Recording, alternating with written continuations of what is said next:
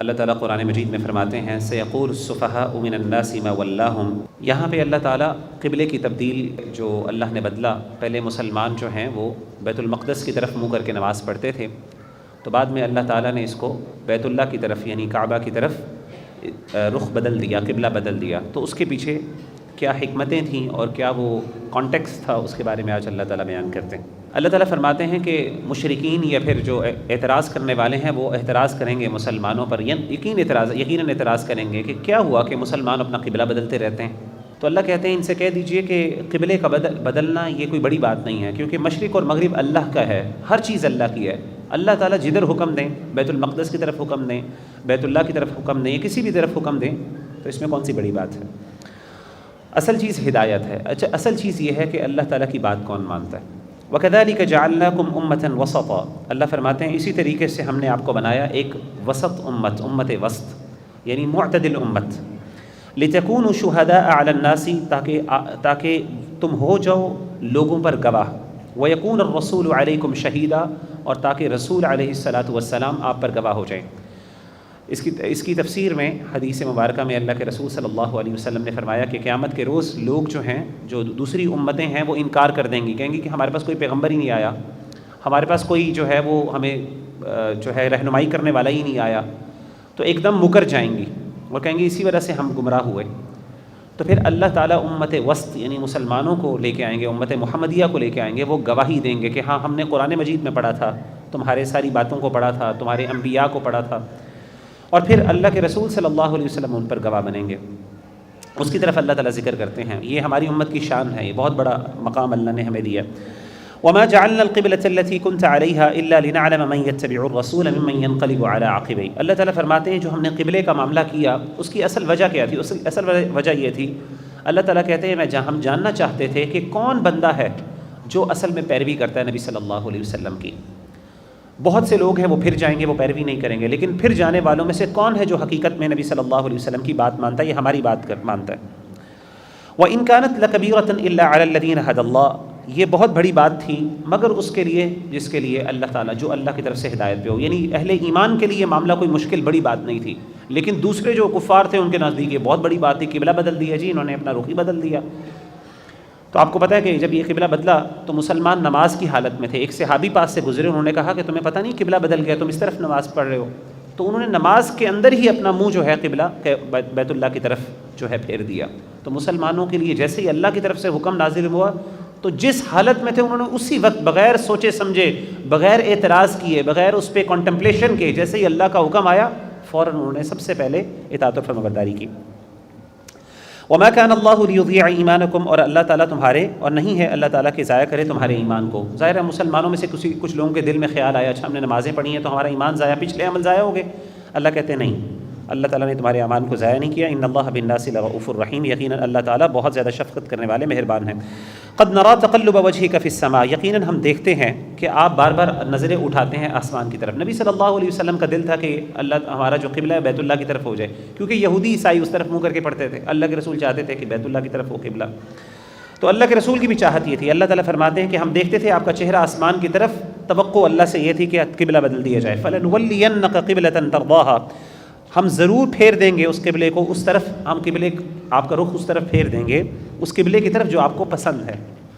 فولی وجهك شطر المسجد الحرام، اب یہاں پہ حکم دے دیا کہ بس پھیر دیں اپنا چہرہ مسجد حرام کی طرف۔ وحیثما کنتم فولوا وجوہکم شطرہ، جہاں پہ بھی آپ ہوں اب آپ نے نماز پڑھنی ہے تو آپ کا چہرہ کس طرف ہونا چاہیے؟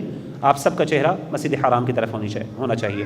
وَإِنَّ الَّذِينَ أُوتُوا الْكِتَابَ لَيَعْلَمُونَ أَنَّهُ الْحَقُّ مِنْ رَبِّهِمْ، اور یقیناً وہ لوگ جو کتاب دیے گئے وہ جانتے ہیں کہ ان کے رب کی طرف سے حق ہے۔ وَاللَّهُ بِغَافِلٍ عَمَّا يَعْمَلُونَ، اور اللہ تعالیٰ جو عمل کرتے ہیں اس سے غافل نہیں ہے۔ وَلَئِنْ أَتَيْتَ الَّذِينَ أُوتُوا الْكِتَابَ بِكُلِّ آيَةٍ مَا تَبِعُوا قِبْلَةً، اور اگر آپ لے آئیں ان لوگوں کے پاس جن کو کتاب دی گئی ہے تمام نشانیاں، مَا تَبِعُوا قِبْلَةً، پھر بھی وہ آپ کی بات نہیں مانیں گے، آپ کی قبلے کی پیروی نہیں کریں گے۔ اللہ نے کہا کہ یہ قبلوں کی طرف، اب انہوں نے ایک اور نیا اعتراض اٹھا لیا کہ جی اب تو قبلہ بھی آپ نے بدل دیا، اب ہم کیا کریں، پہلے تو ہمارا قبلہ ایک تھا، اب آپ کہیں گے ہم قبلہ بھی بدلیں، آپ کی بات بھی مانیں۔ انہوں نے ایک نیا اعتراض اٹھا لیا۔ اللہ کہتے ہیں آپ جو مرضی ان کے پاس لے آئیں، جتنی مرضی نشانیاں لے آئیں، انہوں نے اعتراض ہی کرتے رہنا ہے، ان کے پاس کوئی ان کا دل نہیں ہے۔ اہل کتاب نے سوائے اعتراض کے اور کچھ نہیں کرنا۔ وما بعضهم بتابع قبلة بعض، ان میں سے بعض وہ بھی اختلاف کرتے ہیں، ان کا بھی اپنا ایک دوسرے کی پیروی کرتے ہیں، یعنی آپس میں بھی ان کے قبلے کا اختلاف ہے. یعنی عیسائی جو ہیں حالانکہ بیت المقدس کی طرف منہ کر کے نماز یعنی اپنی عبادت کرتے ہیں، اسی طریقے سے یہودی بھی کرتے ہیں، لیکن بیت المقدس کی ایک جانب عیسائی کرتے ہیں تو یہودی کہتے ہیں ہم نے دوسری جانب کرنا ہے. وہ دونوں ایک طرف بھی نہیں کرتے، ان کے اندر بھی ڈفرینشیشن اور ویریشن موجود ہے، یعنی یہ آپس میں بھی اختلاف کرتے ہیں.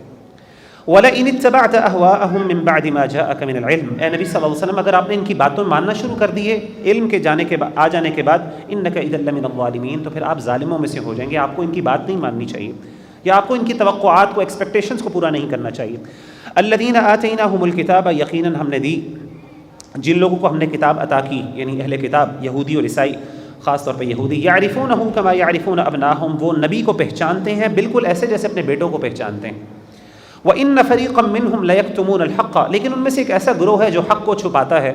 وَهُمْ يَعْلَمُونَ، حالانکہ ان کو اس بات کا پتہ ہے. الْحَقُّ مِن رَبِّكَ، یقیناً جو حق ہے وہ الحق من ربک، آپ کے رب کی طرف سے جو حق ہے وہ آ گیا ہے.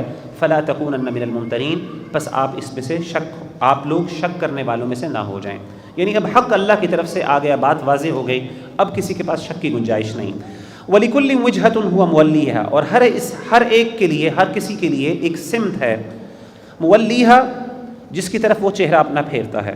فَاسْتَبِقُوا الْخَيْرَاتِ، پس تم دوڑو نیکیوں میں، سبقت کرو نیکیوں میں. أَيْنَمَا تَكُونُوا يَأْتِ بِكُمُ اللَّهُ جَمِيعًا، جہاں کہیں بھی تم ہوگے لے آئے گا تم میں اللہ سب کو، تم سب کے سب کو اللہ تعالیٰ لے آئے گا. ان اللہ علی کل شیء قدیر، بے شک اللہ تعالیٰ ہر چیز پر قادر ہے. یعنی نیکیوں میں مسابقت یا کمپٹیشن ہونا چاہیے.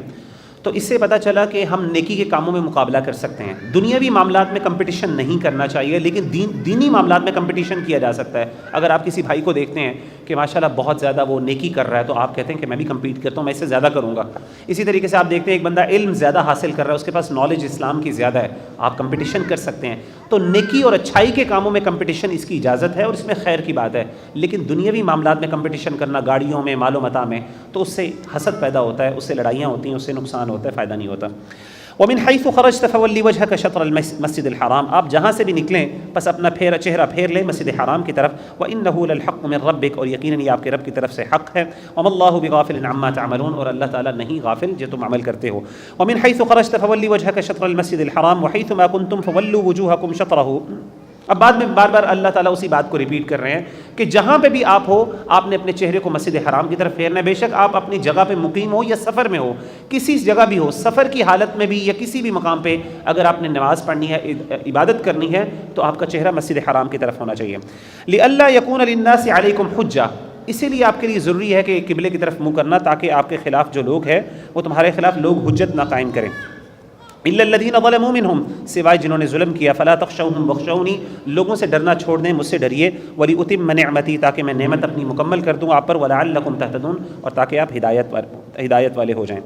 کما ارسلنا فیکم رسولا منکم، جیسا کہ ہم نے بھیجا رسول آپ میں. یتلو علیکم آیاتنا، وہ تلاوت کرتا ہے ہماری آیتیں. ویزکیکم، تمہیں پاک کرتا ہے. ویعلمکم الکتاب والحکمہ، اور تمہیں کتاب و حکمت کی تعلیم دیتا ہے. ویعلمکم ما لم تکونوا تعلمون، اور وہ تمہیں سکھاتا ہے جو تمہیں پہلے علم نہیں تھا. یعنی انبیاء کی اللہ تعالیٰ نے یہاں پہ کچھ ذمہ داریاں بتائیں، ان میں سے ایک یہ ہے کہ لوگوں کی قرآن مجید کی تلاوت کرنا، اور تلاوت کے ساتھ ان کو پاک بھی کرنا، تزکیہ کرنا، ان کے نفوس کو پاک کرنا، ان کو گناہوں سے بچانا، اور علم پھیلانا. فاذکرونی، بس میرا ذکر کرو. اذکرکم، میں تمہیں یاد کروں گا. واشکروا لی، میرا شکر کرو. ولا تکفرون، اور تم ناشکری نہ کرو میری. یا ایھا الذین آمنوا، اے ایمان والو. استعینوا بالصبر والصلاۃ، مدد مانگو اللہ سے صبر کے ساتھ اور نماز کے ساتھ. ان اللہ مع الصابرین، بے شک اللہ تعالیٰ صبر کرنے والوں کے ساتھ ہیں. ولا تقولوا لمن يقتل فی سبیل اللہ اموات، اور جو لوگ اللہ کی راہ میں قتل کیے گئے، شہید ہو گئے، ان کو مردہ نہ کہو. بل احیاء، بلکہ وہ زندہ ہیں. ولکن لا تشعرون، لیکن تمہیں پتہ نہیں ہے. یعنی جو شہید ہیں، شہداء ہیں، وہ زندہ ہوتے ہیں، لیکن ان کی زندگی کیسی ہوتی ہے اللہ کو پتہ ہے.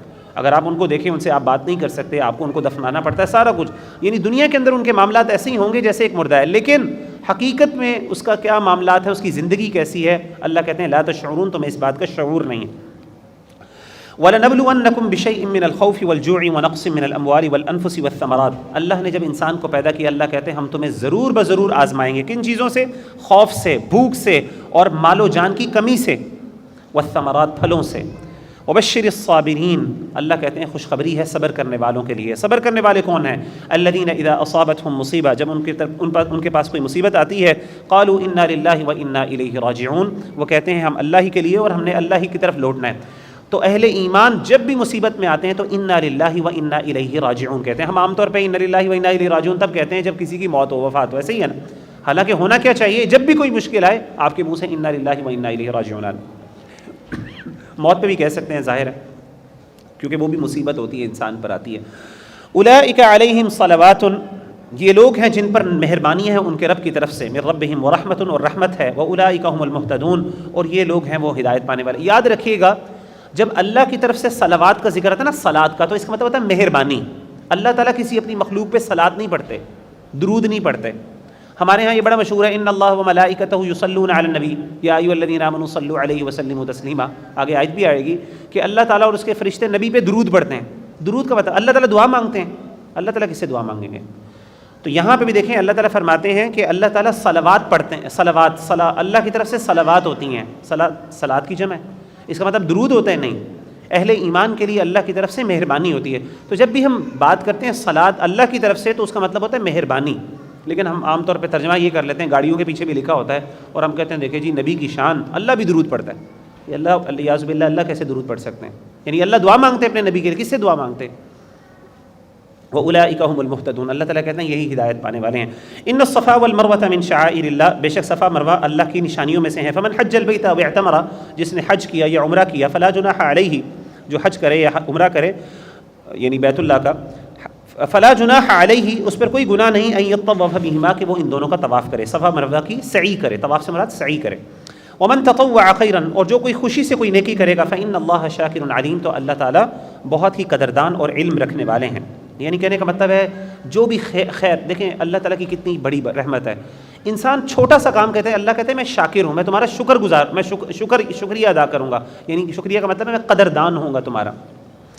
ان الذین، بے شک وہ لوگ، یکتمون ما انزلنا من البینات، جو چھپاتے ہیں جو ہم نے نازل کیا کھلی نشانیوں میں سے، والہدیٰ، اور ہدایت میں سے۔ اہل کتاب کا ذکر ہو رہا ہے، یہودی اور عیسائیوں کا، اللہ نے کتاب نازل کی اس کو چھپاتے ہیں، حق کو چھپاتے ہیں۔ من بعد ما بیناہ للناس فی الکتاب، لوگوں کو ہم نے جب اس کو جو واضح کر دیا لوگوں کے سامنے، اس کے بعد اس کو چھپاتے ہیں۔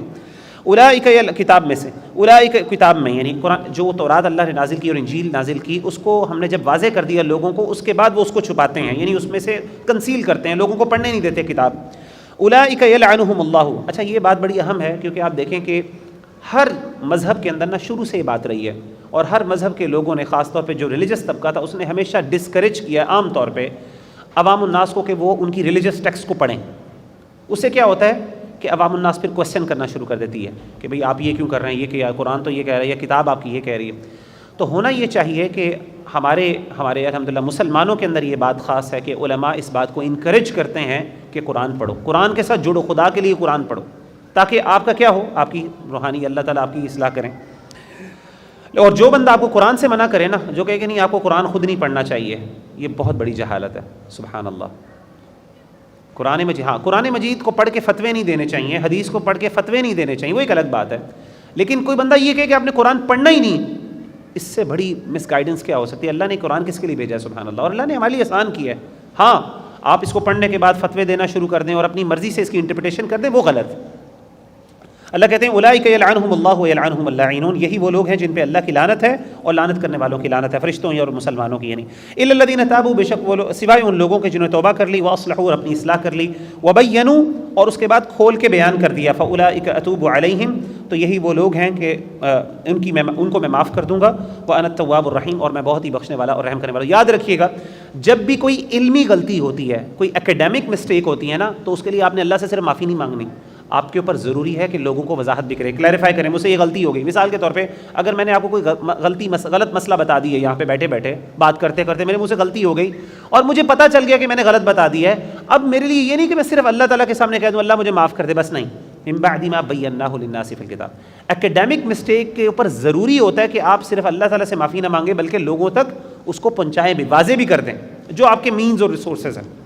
اس لیے بہت ضروری ہوتا ہے کہ آپ کلیریفیکیشن دیں اگر آپ سے کوئی ایکیڈیمک غلطی ہوئی ہے، کوئی ان الذین کفروا، بے شک وہ لوگ جنہوں نے کفر کیا، وماتوا اور وہ مر گئے، وہم کفار کفر کی حالت میں مر گئے، اولئک علیہم لعنۃ اللہ، ان پر اللہ کی لعنت ہے، والملائکۃ فرشتوں کی، والناس اجمعین اور تمام لوگوں کی، خالدین فیہا وہ اس میں ہمیشہ ہمیشہ رہیں گے، لا یخفف عنہم العذاب ان پر عذاب ہلکا نہیں کیا جائے گا، ولا هم ینظرون اور نہ ہی وہ ڈھیل دیے جائیں گے، مہلت دیے جائیں گے، وإلہکم الہ واحد، تم سب کا ایک ہی الہ ہے، اللہ الہ، ہم سب کا اللہ کون ہے؟ ایک الہ ہے، لا الہ الا ہو، نہیں ہے کوئی معبود مگر اللہ کے سوا، هو الرحمن الرحیم، وہی مہربان اور رحم کرنے والا۔ اللہ تعالیٰ اپنا اتنے خوبصورت انداز میں اپنا تعارف کرواتے ہیں کہ آپ امیجن نہیں کر سکتے۔ ذرا آپ ان آیات کو پڑھنا شروع کریں اور آپ کو اگر ترجمہ آنا شروع کر دے گا نا، سبحان اللہ، آپ کا دل ہل جائے گا، کتنے خوبصورت انداز سے اللہ تعالیٰ اپنا تعارف کرواتے ہیں۔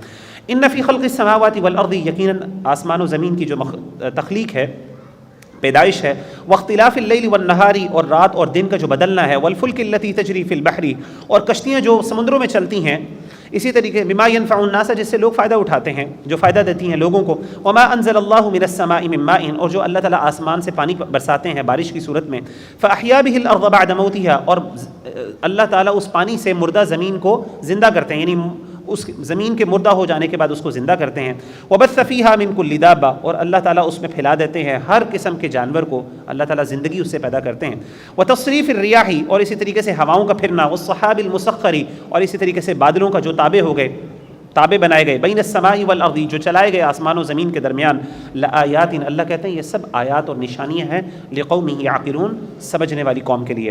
ومن الناس من یتخذ من دون اللہ لوگوں میں سے کچھ ایسے بھی ہیں جو اللہ کے ساتھ من دون اللہ اندادن شریک ٹھہراتے ہیں، یحبونہم کحب اللہ وہ ان سے ایسی محبت کرتے ہیں جیسے اللہ سے محبت کرنی چاہیے، والذین آمنوا اشد حبا للہ اور جو اہل ایمان ہے وہ سب سے زیادہ اللہ سے محبت کرتے ہیں۔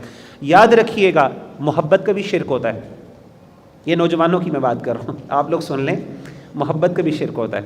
اگر آپ کی محبت کسی کے لیے اللہ سے زیادہ بڑھ جائے، ٹو دی ایکسٹینٹ کہ آپ اس کے ایک قسم کے بندے اور ورشپر بن جائیں کہ جس طریقے سے وہ آپ کہیں اور آپ اس کے مطابق آپ کہیں میرا جینا مرنا تیرے لیے، یہ شرک تک بات پہنچ جاتی ہے۔ علماء نے امام قیم رحمہ اللہ نے اس پر لکھی ہے، جیسے ہم نے بڑے فخر سے لیلا مجنون کی کہانیاں بتاتے ہیں نا کہ بس تیرا مرنا میرا جینا تیرا مرنا سب کچھ تیرے لیے۔ سبحان اللہ، قرآن مجید میں اللہ فرماتے ہیں کہ مسلمان کہتا ہے ان صلاتی و نسکی و محیای و مماتی کس کے لیے؟ للہ رب العالمین۔ اور ہم یہاں پہ بڑے فخر، اللہ کہتے ہیں اہل ایمان ہیں جو سب سے زیادہ اللہ سے محبت کرتے ہیں۔ اللہ سے محبت یعنی دنیا کی کوئی بھی محبت آ جائے، اللہ کی محبت کے سامنے سب ختم۔ وَلَوْ يَرَى الَّذِينَ ظَلَمُوا اللہ کہتے ہیں وہ لوگ اہل ایمان کیا ہیں، وہ اللہ سے سب سے زیادہ محبت کرتے ہیں۔ وَلَوْ يَرَى الَّذِينَ ظَلَمُوا إِذْ يَرَوْنَ الْعَذَابَ کاش جن لوگوں نے ظلم کیا قیامت کے دن یا پھر جب موت کا وقت ہوگا وہ اس عذاب کو دیکھیں، ظالم، ان القوۃ للہ جمیعا کہ اللہ تعالیٰ کی ساری قوت ہے۔ قیامت کے دن نا ابھی اللہ نے ڈھیل دی ہوئی ہے، ایک ظالم سمجھتا ہے جیسے دنیا میں مجھے کوئی پوچھنے والا نہیں، میں جو مرضی کر لوں، آرام سے مظلوم پر ظلم کر دیتے ہیں بغیر اور کوئی اس بیچارے کو یعنی پیسا جاتا ہے اس کو، جس طریقے سے اللہ معاف کرے ہمارے معاشرے میں بھی ہوتا ہے۔ اللہ کہتے ہیں نبی صلی اللہ علیہ وسلم کاش آپ کو ایک وقت آئے گا جب اللہ تعالیٰ ان کو اپنی قوت دکھائے گا اور دکھائے گا کہ دیکھو میری قوت کیا ہے، پھر ان کے ساتھ دیکھنا کیا ہوتا۔ وَأَنَّ اللَّهَ شَدِيدُ الْعَذَابِ اور اللہ تعالیٰ بہت سخت عذاب دینے والے ہیں۔ اِسْتَبَرَّأَ الَّذِينَ اتُّبِعُوا مِنَ الَّذِينَ اتَّبَعُوا جس دن جن کی پیروی کی گئی ہے وہ برات اختیار کر لیں گے ان سے جنہوں نے پیروی کی۔ اچھا اب یہ بندے جو ہیں اب یہ بڑی انٹرسٹنگ بات ہے، اہم بات بھی ہے کہ قیامت کے دن جن لوگوں کی آج پوجا کی جاتی ہے اللہ کے ساتھ، جن کو شریک ٹھہرایا جاتا ہے، جن کو فالو کیا جاتا ہے غلط برائی کے رستے میں، قیامت کے دن جو فالو کرنے والے ہیں وہ ان سے برات کا اعلان کر دیں گے۔ وہ کہیں گے کہ ہمارا تمہارے ساتھ کوئی تعلق نہیں ہے، وہ کہیں گے یار ہم تمہیں فالو کرتے رہے ہیں دنیا میں، ہماری مدد کرو، آج ہمیں تو تم نے کہا تھا کہ ہم تمہارا پلہ لگا دیں گے، ہم تمہیں بچا لیں گے، سب کچھ کر لیں گے، آج ہمیں کدھر ضرورت ہے؟ وہ کہیں گے ہمارا تمہارے ساتھ کوئی تعلق نہیں، آج ہماری اپنی باری ہے۔ تو کہیں گے ہمارا کوئی تعلق نہیں، کیونکہ اس دن ان کو پتا ہوگا کہ اگر ہم ذمہ دار بن گئے ان کے گناہوں کے تو ہم بھی پکڑے جائیں گے، تو وہ کہتے ہیں ہمارا کوئی تعلق نہیں۔ تو قیامت کے دن اللہ کہتے ہیں جن کو تم اللہ کے ساتھ شریک ٹھہراتے ہو، جن کو تم فالو کرتے ہو اللہ کو چھوڑ کے، قیامت کے دن کہیں گے ہمارا تمہارے ساتھ کوئی تعلق نہیں، دغا دے جائیں گے۔ وَرَأَوُا الْعَذَابَ اور وہ جب عذاب کو دیکھیں گے، وَتَقَطَّعَتْ بِهِمُ الْأَسْبَابُ اور اس دن تمام تعلقات ٹوٹ جائیں گے۔ وَقَالَ الَّذِينَ اتَّبَعُوا لَوْ أَنَّ لَنَا كَرَّةً پھر یہ جو فالو کرنے والے ہوں گے نا یہ کہیں گے ہائے کاش اللہ تعالیٰ ایک دفعہ دوبارہ واپس دنیا میں بھیج دے، ہائے کاش ہمیں ایک اور مہلت مل جائے۔ فَنَتَبَرَّأَ مِنْهُمْ كَمَا تَبَرَّؤُوا مِنَّا تو جس طرح آج انہوں نے ہمیں چھوڑ دیا نا ہم دنیا میں جا کے ان کو بھی چھوڑ دیں گے، ہم بھی ان کو کہیں گے تمہارا ہمارے ساتھ کوئی تعلق نہیں۔ كَذَلِكَ يُرِيهِمُ اللَّهُ أَعْمَالَهُمْ حَسَرَاتٍ عَلَيْهِمْ اللہ تعالیٰ ان کے اعمال کو ان کے لیے حسرتیں بنا کے دکھائے گا، ان کو اللہ ان کو دکھائے گا یہ تمہارے حسر، وہ حسرتیں کرتے رہ جائیں گے۔ وما هم بخارجین من النار، اور وہ آگ میں سے نہیں نکلنے، اللہ ان کو آگ میں سے نہیں نکالیں گے۔ یا ایھا الناس، اے ایمان والو، کلوا من الارض حلالا طیبا، زمین میں سے جو حلال اور پاکیزہ ہے اس کو کھاؤ، ولا تتبعوا خطوات الشیطان، اور شیطان کے جو قدم ہیں ان کی پیروی نہ کرو، انہ لکم عدو مبین، یقیناً وہ بہت کھلا دشمن ہے۔ انما یأمرکم بالسوء والفحشاء، یقیناً وہ تمہیں حکم دیتا ہے برائی کا اور بے حیائی کا، وان تقولوا علی اللہ ما لا تعلمون، اور اس بات کا بھی حکم دیتا ہے تم اللہ تعالیٰ پر ایسی باتیں کرو جس کا تمہیں علم نہیں۔ وَإِذَا قِيلَ لَهُمُ اتَّبِعُوا مَا أَنزَلَ اللَّهُ، جب ان سے کہا جاتا ہے فالو کرو اس کو جو اللہ تعالیٰ نے نازل کیا، قالوا بل نتبع ما الفینا علیہ آباءنا، وہ کہتے ہیں ہم تو وہ فالو کریں گے جو ہمارے آباء و اجداد کے پاس تھا، ٹھیک ہے نا، جو ہمارے آباء و اجداد نے پایا، ہم نے ان سے جو پایا ہم اس کو فالو کریں گے۔ اولو کان آباؤہم لا یعقلون شیئا ولا یہتدون، اللہ تعالیٰ کہتے ہیں اتنے بے وقوف ہیں، ان کو یہ پتہ نہیں ہے، ہو سکتا ہے ان کے آباء و اجداد جو ہیں وہ بے وقوف ہوں، جاہل ہوں، غیر گمراہ ہوں، پھر بھی ان کو فالو کریں گے۔ یعنی اصل کرائیٹیرین یہ نہیں ہے کہ سچ اور غلط کیا، اصل کرائیٹیرین یہ ہے کہ ہمارے آباء و اجداد کس کو فالو کرتے تھے، ہم نے بس اس کو فالو کرنا، وہ صحیح ہے غلط ہے اس سے کوئی ہمیں سروکار نہیں۔ وَمَثَلُ الَّذِينَ كَفَرُوا كَمَثَلِ الَّذِي يَنْعِقُ بِمَا لَا يَسْمَعُ، مثال ان لوگوں کے جنہوں نے کفر کیا اس شخص کی مثال ہے الَّذِي يَنْعِقُ، جو چلاتا ہے، بِمَا لَا يَسْمَعُ إِلَّا دُعَاءً وَنِدَاءً، اس کو جو نہ سنتا ہے سوائے بلانے کو اور پکارنے کو۔ اب اللہ تعالیٰ نے دیکھیں کیسی مثال دی، اللہ کہتے ہیں کافروں کی مثال ایسی ہے جیسے ایک چرواہا، میں آپ کو ایک مثال دیتا ہوں، جیسے ایک چرواہا ہے وہ چلاتا ہے جانوروں کے سامنے، اب جانور ہیں ان کو یہ تو پتہ ہے کہ آواز آ رہی ہے، کوئی نہ کوئی آواز تو ان کے کانوں میں جا رہی ہے، لیکن ان کو کوئی سمجھ کوئی نہیں آتی۔ تو اللہ معاف کرے، اللہ تعالیٰ کہتے ہیں وہ لوگ جن کے سامنے قرآن پڑھا جائے اور وہ اس کے فالو نہیں کرتے، جن کو جو اس کو سمجھتے نہیں ہیں، ان کی کفار کی حالت یہ ہے، قرآن پڑھا جا رہا ہے، ان کو اللہ کی بات سنائی جا رہی ہے، لیکن وہ جانوروں کی طرح کھڑے ہوئے ہیں، آواز کانوں میں جا رہی ہے لیکن ان کو کوئی سمجھ کوئی نہیں آ رہی۔ اللہ کہتے ہیں صم بکم عمی، بہرے ہیں، گونگے ہیں، اندھے ہیں، فہم لا یعقلون، وہ نہیں سمجھتے۔ یا ایھا الذین آمنوا، اے ایمان والو، کلوا من طیبات ما رزقناکم، جو ہم نے تمہیں رزق دیا اس میں سے پاکیزہ چیزوں کو کھاؤ، واشکروا للہ، اور اللہ کا شکر ادا کرو، ان کنتم ایاہ تعبدون، اگر تم صرف اسی کی بندگی کرتے ہو۔ یاد رکھیے گا اللہ کی جو نعمتیں ہیں ان کو کھانا اور ان کو استعمال کرنا، ان کو پہننا، یہ اللہ کا شکر ہے، یہ بھی اللہ کا شکر ہے۔ اللہ نے آپ کو اچھے کپڑے دیے ہیں، اب آپ کہیں نہیں میں نے پہننے نہیں، میں نے گندے کپڑے پہننے ہیں، کیوں اچھے کپڑے پہنوں گا تو پتہ نہیں کیا، نہیں، یہ اللہ کا شکر ہے کہ آپ کو اگر اللہ نے اچھا دیا مال و دولت تو نظر آئے کہ آپ کو اللہ نے نعمت دی، یہ اللہ کا شکر ہے۔ ہاں ایکسٹراویگنس کی طرف نہیں جانا چاہیے، اسراف کی طرف نہیں جانا چاہیے، ایکسٹریمزم کی طرف نہیں چلا جانا چاہیے، لیکن اچھے کپڑے پہننا، اگر اللہ نے آپ کو اچھا کھانا دیا اور اچھا کھانا کھانا، یہ اللہ کا شکر ہے۔ جو بندہ نہیں کرتا وہ ایک قسم کی ناشکری ادا کر رہا ہے۔ قرآن مجید میں اللہ تعالیٰ فرماتے ہیں اس بات کو، اللہ کہتے ہیں کھاؤ، اللہ کی نعمتیں، بلیسنگز انجوائے کرو، کیا ہو گیا؟ مسلمانوں کے لیے یہ ہمارا کانسیپٹ نہیں ہے کہ دنیا سے جو ہے ہم نے کوئی تعلق نہیں رکھنا اور ہم نے دنیا میں اپنے آپ کو سپریس کرنا ہے، ہم نے کوئی فائدہ نہیں اٹھانا، کوئی انجوائے نہیں کرنا، نہیں، آپ حلال وے میں جتنا مرضی انجوائے کر سکتے ہیں ضرور کریں۔ انما حرم علیکم المیتۃ، اللہ کہتے ہیں میں نے کچھ چیزیں حرام کی ہیں، حرام کیا کی ہیں؟ علیکم المیتۃ، مردار، والدم، اور خون، ولحم خنزیر، اور اسی طریقے سے خنزیر کا گوشت، وما اہل بہ لغیر اللہ، اور جو اللہ کے علاوہ جس پر نام پکارا جائے، یعنی ایسا جانور جو اللہ کے نام کے علاوہ ذبح کیا جائے۔ فمن اضطر غیر باغ، ہاں لیکن جو بندہ مجبور ہو گیا، غیر باغ، نہ ہو وہ سرکشی کرنے والا، ولا عاد، اور نہ زیادتی کرنے والا، فلا اثم علیہ، تو اس بندے کو اس پر گناہ نہیں ہے۔ یعنی ایک بندہ مجبور ہو گیا، اس کے پاس کوئی کھانے کے لیے موت کا وقت ہے، جیسے ایکسٹریم یعنی نیسیسٹی ہے، سروائیول کے لیے ضروری ہے، تو حرام کھایا جا سکتا ہے، بالکل قرآن کہتا ہے ان اللہ غفور الرحیم، یہ اللہ کی رحمت ہے، اللہ بخشنے والے رحم کرنے والے ہیں۔ ان الذین یکتمون، بے شک وہ لوگ جو چھپاتے ہیں، ما انزل اللہ، جو اللہ نے نازل کیا، من الکتاب، کتاب میں سے، ویشترون بہ، اور وہ خریدتے ہیں، بہ ثمنا قلیلا، اس کے بدلے تھوڑا سا فائدہ، یعنی دنیا کے فائدے کے لیے کیا کرتے ہیں؟ اللہ تعالیٰ کے قرآن، اللہ تعالیٰ کی کتاب ہے جو تورات اور انجیل ہے، اس کو چھپا دیتے ہیں۔ ایون اس میں مسلمان بھی شامل ہے، اگر وہ یہ کام کریں تو اللہ کے احکامات کو چھپائیں، لوگوں کو صحیح بات نہیں بتاتے، اپنی مرضی کے فتوے دیتے ہیں۔ اولئک ما یأکلون فی بطونہم الا النار، اللہ کہتے ہیں وہ اپنے پیٹوں میں صرف آگ کھا رہے ہیں، ان کو کچھ نہیں، وہ اپنی طرف سے بڑا کہہ رہے ہیں ہم نے مال اکٹھا کر لیا ہے، وہ مال نہیں ہے، وہ اصل میں آگ ہے۔ ولا یکلمہم اللہ یوم القیامۃ، قیامت کے دن اللہ ان سے بات بھی نہیں کرے گا۔ ولا یزکیہم، نہ ان کو پاک کرے گا۔ ولہم عذاب علیم، اور ان کے لیے دردناک عذاب ہے۔ یعنی قیامت کے دن کچھ ایسے بدبخت لوگ ہوں گے جن سے اللہ بات بھی نہیں کریں گے، اللہ بغیر سوال و جواب کیے ان کو ڈائریکٹ جہنم میں پھینک دیا جائے گا۔ اور وہ کون لوگ ہیں؟ ان میں سے وہ پڑھے لکھے لوگ ہیں، دیندار پڑھے لکھے لوگ، جو دنیاوی فائدوں کے لیے کیا کرتے ہیں؟ حق کو چھپاتے ہیں، حق کو کنسیل کرتے ہیں، اور دنیاوی فوائد کے لیے اپنی مرضی کے فتوے، آپ کو پتہ ہے نا جو پیسوں کے فتوے دیتے ہیں، اللہ معاف کرے اپنی مرضی کے، یہ سارے لوگ ان میں شامل ہیں۔ اولئک الذین اشتروا الضلالۃ، بے شک یہ وہ لوگ ہیں جنہوں نے خریدی ہے گمراہی کو ہدایت کے بدلے، یعنی ہدایت کو چھوڑ کے گمراہی خرید لی، والعذاب بالمغفرہ، اور عذاب کو خریدا ہے اللہ کی معافی کے بدلے۔ فما اصبرهم علی النار، اللہ کہتے ہیں کتنا صبر کر سکیں گے آگ پر، سبحان اللہ، اتنا بڑا اللہ کا عذاب ہے، ان کو ڈر ہی نہیں آتا۔ ذالک بان اللہ نزل الکتاب، یہ اس لیے ہے کہ اللہ نے نازل کی کتاب حق کے ساتھ، وان الذین اختلفوا فی الکتاب لفی شقاق بعید، اور جو لوگ اس کتاب کے بارے میں اختلاف کرتے ہیں البتہ یقیناً وہ بہت دور کی مخالفت میں ہیں۔ لیس البر ان تولوا وجوہکم قبل المشرق والمغرب، اس بات میں کوئی نیکی نہیں ہے کہ تم اپنے چہرے کو پھیرو مشرق یا مغرب کی طرف، لیکن اصل نیکی کیا ہے؟ ولکن البر من آمن باللہ والیوم الآخر، اصل نیکی یہ ہے کہ وہ بندہ جو ایمان لایا اللہ پر، آخرت کے دن پر، فرشتوں پر، والکتاب والنبیین، اور اسی طریقے سے کتاب پر، کتابوں پر، تمام کتابوں پر، اور اس طریقے سے نبیوں پر، وآت المال علی حبہ ذوی القربى والیتامى والمساکین وابن السبیل، اور جو کھانے کھلاتا ہے اپنے رشتہ داروں کو، مسافروں کو، یتیموں کو، اپنے دوستوں کو، والسائلین، اور سوال کرنے والوں کو، وفی الرقاب، اور گردنیں چھڑاتا ہے، یعنی لوگوں کو آزاد کرتا ہے، واقام الصلاۃ۔ اچھا آج کل کے دور میں ویسے آزاد کرنے کا کوئی ہے آپ کے ذہن میں کوئی ایسا؟ اللہ تعالیٰ بار بار قرآن مجید میں کہتے ہیں کہ گردنیں آزاد کرنا، آج کل کے دور میں تو اب غلام نہیں ہیں، تو کیا آپ کے خیال میں آزاد کیسے ہو سکتا ہے؟ ہاں، قیدی چھڑانا آج کل یہ بہت اچھی ہے، بڑی اچھی بات کی ہے، تو یہ بھی ایک بہت بڑی نیکی ہے۔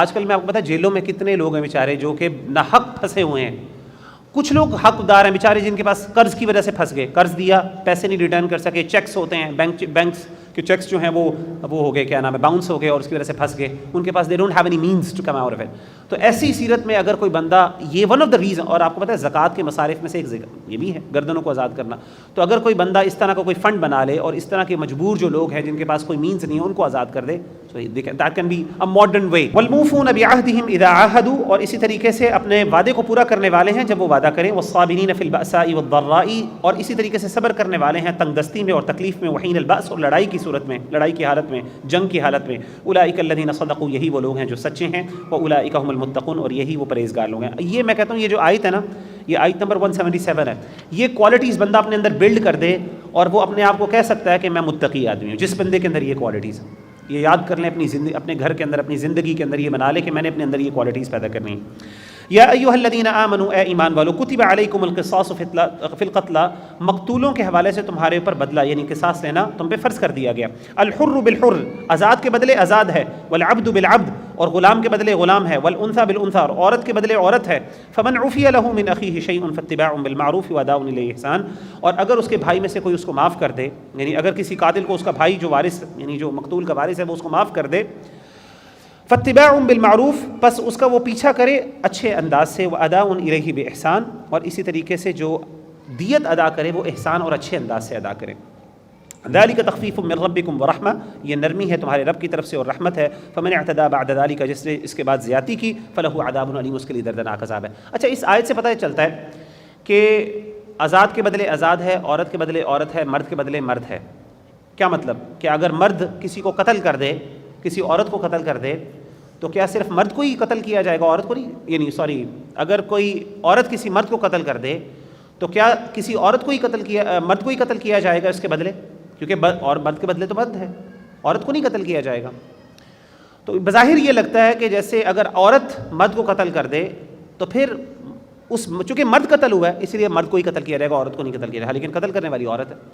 اسی طریقے سے اگر کوئی آزاد ہے اس کو قتل کر دیا جائے تو اب آزاد کو ہی قتل کیا جائے گا، قصاص کی صورت میں کیپٹل پنشمنٹ دی جائے گی، اس کو جو ہے دوسرے کو نہیں کیا جا سکتا۔ بظاہر یہ مطلب لگتا ہے، لیکن حقیقی بات یہ ہے، اصل میں ہوتا یہ تھا کفار مکہ یعنی جاہلیت کے دور میں یہ ہوتا تھا کہ لوگ جو ہے وہ جو بڑا قبیلہ ہوتا تھا نا، اگر کوئی آزاد اس کو قتل کر دیتا، یعنی کوئی عورت اگر کسی مرد کو قتل کر دیتے وہاں پہ، مثلا اگر کوئی ہلکا خاندان ہے وہ اگر اس کسی مرد کو قتل کر دیتے تو وہ جواباً کیا کرتے، بجائے اس کو قتل کرنے کے وہ ان کے بڑے بڑے لوگوں کو اور کئی مردوں کو قتل کر دیتے۔ تو وہ بیلنس نہیں تھا۔ اللہ نے کہا کہ جس نے اگر عورت نے قتل کیا تو وہی عورت قتل ہوگی، اس کو سزا اسی کو ملے گی، کسی اور کو نہیں ملے گی، بے شک وہ جتنے مرضی بڑے خاندان کی، قبیلے کی خاندان کی ہو۔ مثال کے طور پہ ہمارے ہاں اس کی ایک ماڈرن میں مثال دیتا ہوں آپ کو پتہ ہے کہ اللہ معاف کرے جو امیر طبقے کے لوگ ہوتے ہیں، کبھی ان سے کوئی قتل ہو جائے تو یہ کیا کرتے ہیں، یا پھر کبھی کوئی ڈرائیونگ کا ان کے اوپر ایکسیڈنٹ ہو جائے تو یہ اپنے کس کو پھنسا دیتے ہیں، ڈرائیور کو، اور کئی دفعہ ان کو سزائیں دلوا دیتے ہیں، اللہ معاف کریں، اپنے آپ کو بچا لیتے ہیں، اس کے اوپر ڈال دیتے ہیں، یا کسی اور بندے کے اوپر، مظلوم کے اوپر یہ بات ڈال دیتے ہیں۔ بالکل اس دور میں بھی ایسا ہوتا تھا، اس کی تھوڑی سی شکل مختلف تھی۔ اللہ نے کہا جس نے قتل کیا ہے سزا. وہ کہتے تھے یہ ہم بڑے قبیلے کے لوگ ہیں, ہماری عورت ہے, جو مرضی ہو جائے, ہم اس کو نہیں قتل ہونے دیں گے. تو اللہ نے یہ سارے ختم کیے اور اللہ نے کہا جس نے قتل کیا ہے اسی کو سزا ملے گی. وَلَكُمْ فِي الْقِصَاصِ حَيَاتٌ, اور قصاص میں تمہارے لیے زندگی ہے, یا اولی الالباب, اے عقل رکھنے والے, لعلکم تتقون, تاکہ تم بچ جاؤ, تاکہ تم تقوی. کتب علیکم اذا حضر احدکم الموت, فرض کیا گیا تم پر, اذا حضر احدکم الموت, اگر تم میں سے کسی کو موت اس پر واقع ہو جائے, ان ترک خیرا الوصیہ, اگر وہ چھوڑ جائے کچھ مال, وصیت الوصیت یعنی وصیت اس پہ فرض کر دی گئی, للوالدین, والدین کے لیے, والاقربین بالمعروف, اور اسی طریقے سے رشتہ داروں کے لیے, بالمعروف, اچھے طریقے سے, حقا علی المتقین, یہ حق ہے پرہیزگاروں پر. پہلے کیا ہوتا تھا, پہلے جب وراثت کے احکامات لاگو نہیں تھے تو پھر وصیت کرنا فرض کر دیا گیا تھا کہ اگر آپ کے پاس کوئی مال ہے اور آپ کو پتہ ہے کہ میں دنیا سے جانے لگا ہوں اور موت آپ کے قریب آ گئی, اب آپ پر فرض ہے کیا کریں کہ وصیت کر دیں. لیکن بعد میں اللہ تعالیٰ نے یہ حکم جو ہے منسوخ کر دیا, اور اللہ نے کہا کہ نبی صلی اللہ علیہ وسلم کی حدیث سے آپ نے فرمایا کہ ان اللہ قد اعطى كل ذي حق حقه فلا وصیۃ لوارث, اللہ تعالیٰ نے ہر حق والے کو اس کا حق دے دیا, اب وارث کے لیے وصیت نہیں ہو سکتی. جو وارث ہے اس کے لیے وصیت نہیں ہوتی. وصیت کس کے لیے ہوتی ہے؟ جو وارث نہیں ہے, جس کو وراثت میں آلریڈی حصہ مل رہا ہے, اس کے لیے وصیت کیا ہے. اگر آپ اس کے لیے وصیت کر دیں گے تو وہ اپنا وہ والا حصہ بھی لے گا اور دوسرا بھی لے گا, ڈبل لے لے گا, تو دوسروں کو جو ہے اس کے ساتھ دوسروں کے ساتھ انصاف نہیں ہوگا. اسی لیے اللہ نے ختم کر دیا. پہلے چونکہ وہ نہیں تھا تو اللہ نے وصیت رکھی تھی, اب اللہ نے حصے خود ہی مقرر کر دیے ہیں. ہاں اس کی کچھ ایکسیپشنل کیسز ہوتے ہیں, وہ اگر آپ وراثت انشاءاللہ کبھی موقع ملا تو پڑھیں گے تو اس میں پتہ چلے گا. فمن بدلہ بعد ما سمعہ فانما اثمہ علی الذین یبدلون, پس جس نے اس وصیت کو بدل دیا تو گناہ کس کے اوپر ہے؟ جس نے وصیت کو بدلا. ان اللہ سمیع علیم, بے شک اللہ سننے والے جاننے والے ہیں.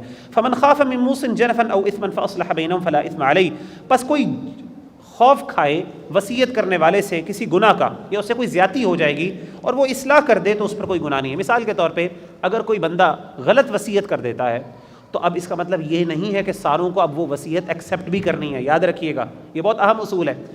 کوئی بندہ کوئی غلط وصیت کرتا ہے, زیادتی کرتا ہے, اور اسلام کے قانون اور حکم کے مطابق اس کے خلاف وصیت کر جاتا ہے, دنیا سے چلا گیا, ہو سکتا ہے نہ چاہتے ہوئے چلا گیا, اب آپ پہ لازم نہیں ہے کہ آپ اس کی وصیت کو قبول کریں.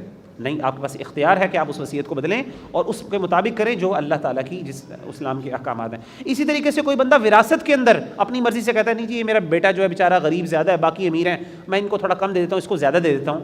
اگر آپ کرتے ہیں یہ آپ کو اجازت نہیں ہے, بلکہ بعد میں لازم ہے ورثاء کے اوپر کہ وہ اس کو بدلیں, اس کی وصیت کو, اس کے جو بھی اس نے کہا اس کی بات کی کوئی اہمیت نہیں ہوگی. ان اللہ غفور الرحیم, بے شک اللہ بخشنے والے رحم کرنے والے. یا ایھا الذین آمنوا, اے ایمان والو, کتب علیکم الصیام, تم پر روزے فرض کر دیے گئے, کما کتب علی الذین من قبلکم, جیسے کہ تم سے پہلے فرض کیے گئے, لعلکم تتقون, تاکہ تم تقوی اختیار کرو. روزے کا اصل مقصد تقوی ہے. ایام معدودات, یہ گنتی کے چند دن ہیں. فمن کان منکم مریضا, تم میں سے کوئی بیمار ہو, او علی سفر, یا سفر پہ ہو, فعدۃ من ایام اخر, تو وہ اس گنتی کو دوسرے دنوں میں پورا کر لے. وعلی الذین یطیقونہ فدیۃ, اگر کس کے پاس طاقت ہے, جو طاقت, وعلی الذین یطیقون, جن کے پاس طاقت ہے, فدیۃ, بدلہ ان کے لیے جن کے پاس کوئی عذر ہے اور وہ بدلہ دے دے, وہ فدیۃ, وہ فدیہ دے دے, طعام مسکین, کھانا ایک مسکین کا. تو یہاں پہ علماء بیان کرتے ہیں کہ یہ جو آیت کا حصہ ہے کہ جس کے پاس جو روزہ نہیں رکھ سکتا, جس کے پاس طاقت نہیں ہے, وہ کیا کرے, وہ فدیہ دے دے.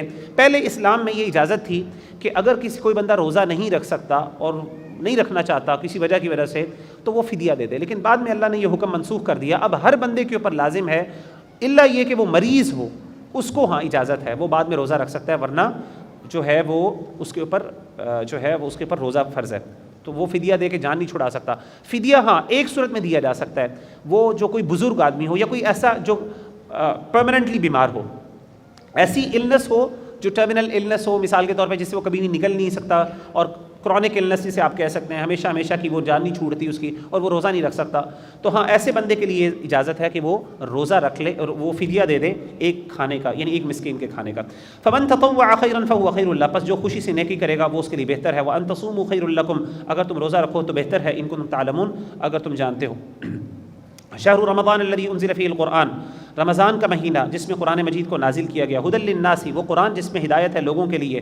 وبینات, اور واضح دلیلیں ہیں, من الہدی, ہدایت میں سے, والفرقان, اور وہ فرقان ہے, حق اور باطل میں فرق کرنے والا ہے.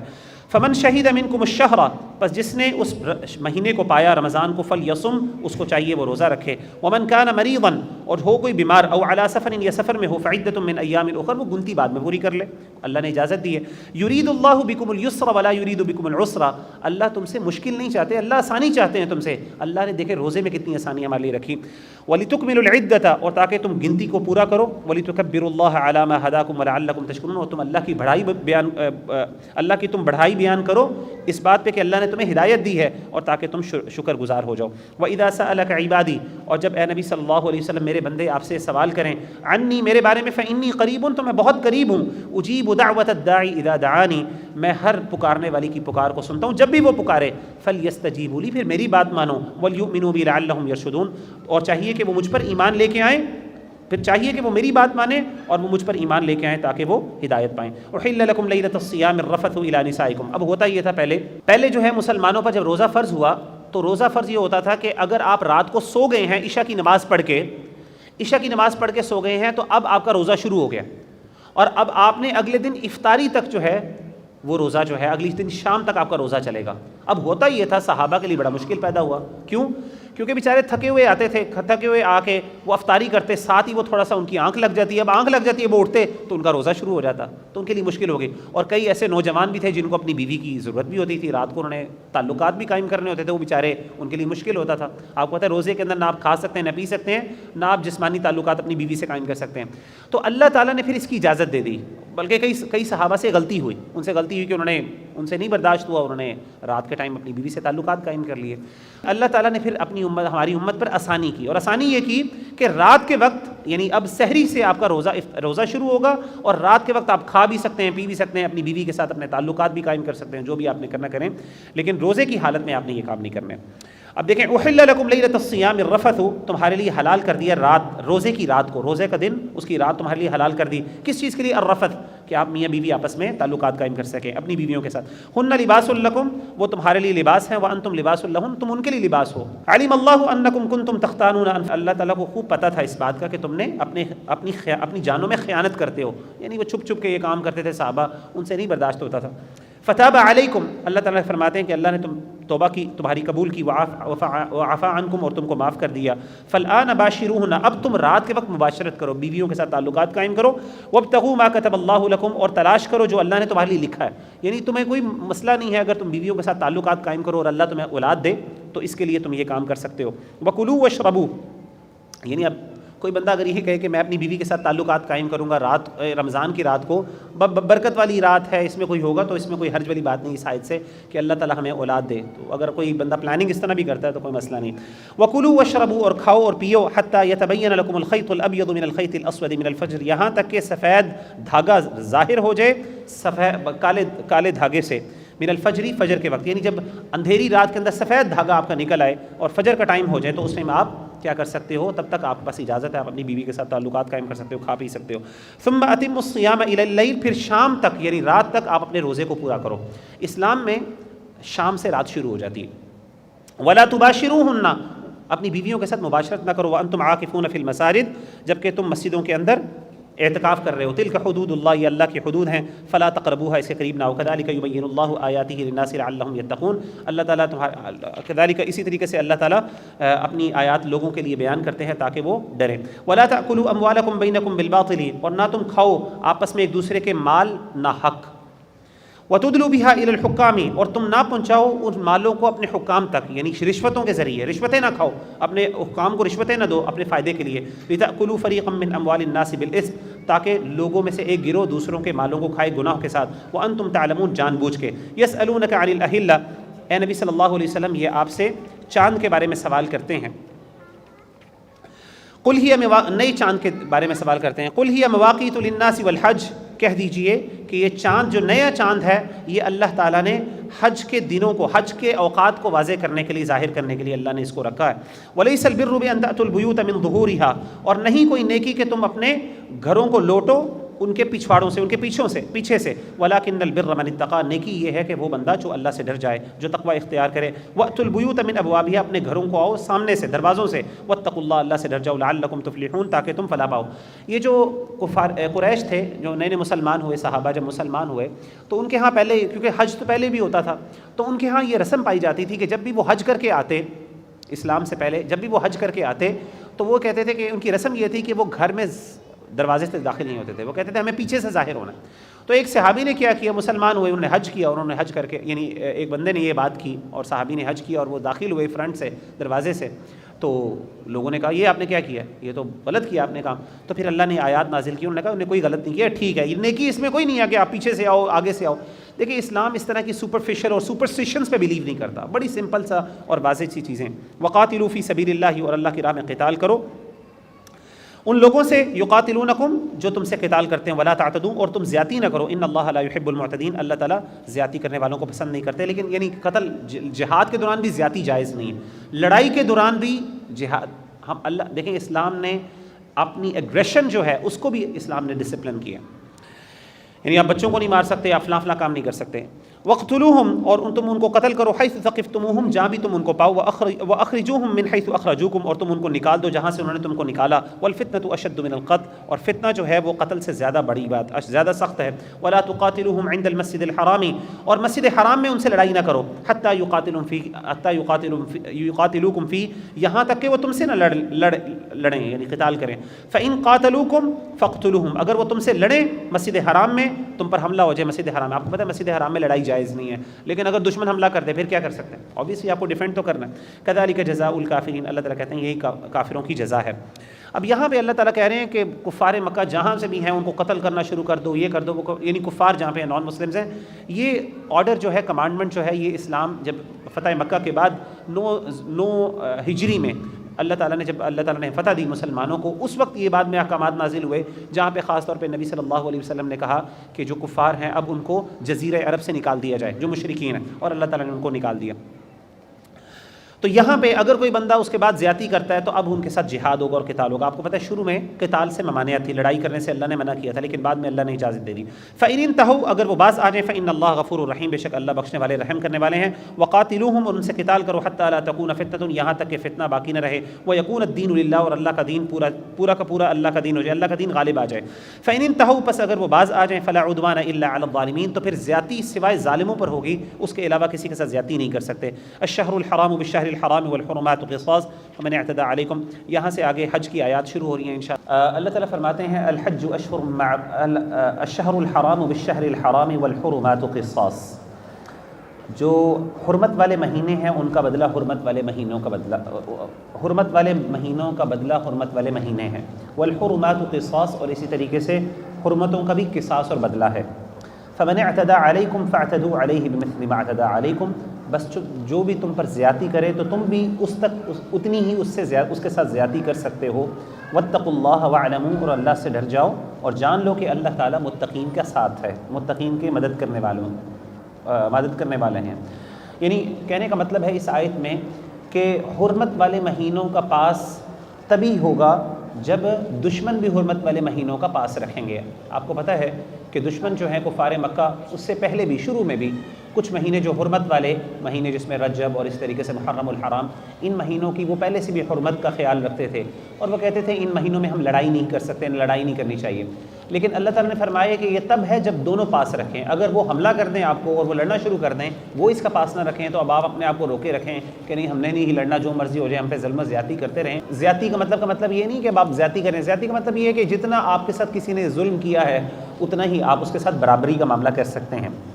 اللہ تعالیٰ فرماتے ہیں وَأَنفِقُوا فِي سَبِيلِ اللَّهِ اور اللہ کی راہ میں خرچ کرو. وَلَا تُلْقُوا بِأَيْدِيكُمْ إِلَى التَّهْلُكَةِ اور اپنے ہاتھوں سے اپنے آپ کو ہلاکت میں نہ ڈال دو. وَأَحْسِنُوا اور نیکی کرو. إِنَّ اللَّهَ يُحِبُّ الْمُحْسِنِينَ اللہ تعالیٰ محبت کرنے والے ہیں احسان یا نیکی کرنے والوں سے. وَأَتِمُّوا الْحَجَّ وَالْعُمْرَةَ لِلَّهِ اور پورا کرو حج اور عمرہ اللہ کے لیے. فَإِنْ أُحْصِرْتُمْ یعنی کیا مطلب ہے؟ حج اور عمرہ جب انسان نیت کر لے تو اس کو چاہیے کہ اب وہ اس کو چھوڑ نہ دے، درمیان میں کہے جی میرے لیے مشکل ہے میں چھوڑ دوں. نہیں، جب آپ نے نیت کر لی اور آپ نے عزم کر لیا ہے اور آپ نے آغاز کر دیا تو آپ اس حج کو اور عمرے کو پورا کریں. فَإِنْ أُحْصِرْتُمْ فَمَا اسْتَيْسَرَ مِنَ الْهَدْيِ پس اگر تم گھیر لیے گئے، تمہیں روک لیا گیا کسی وجہ سے، تو پھر جو تمہیں میسر ہو وہ قربانی کا جانور ذبح کر دو. وَلَا تَحْلِقُوا رُؤُوسَكُمْ اور اپنے سروں کو منڈواؤ نہ، یعنی اپنے سروں کو صاف نہ کرو. حَتَّى يَبْلُغَ الْهَدْيُ مَحِلَّهُ یہاں تک کہ قربانی اپنے ٹھکانے کو نہ پہنچ جائے.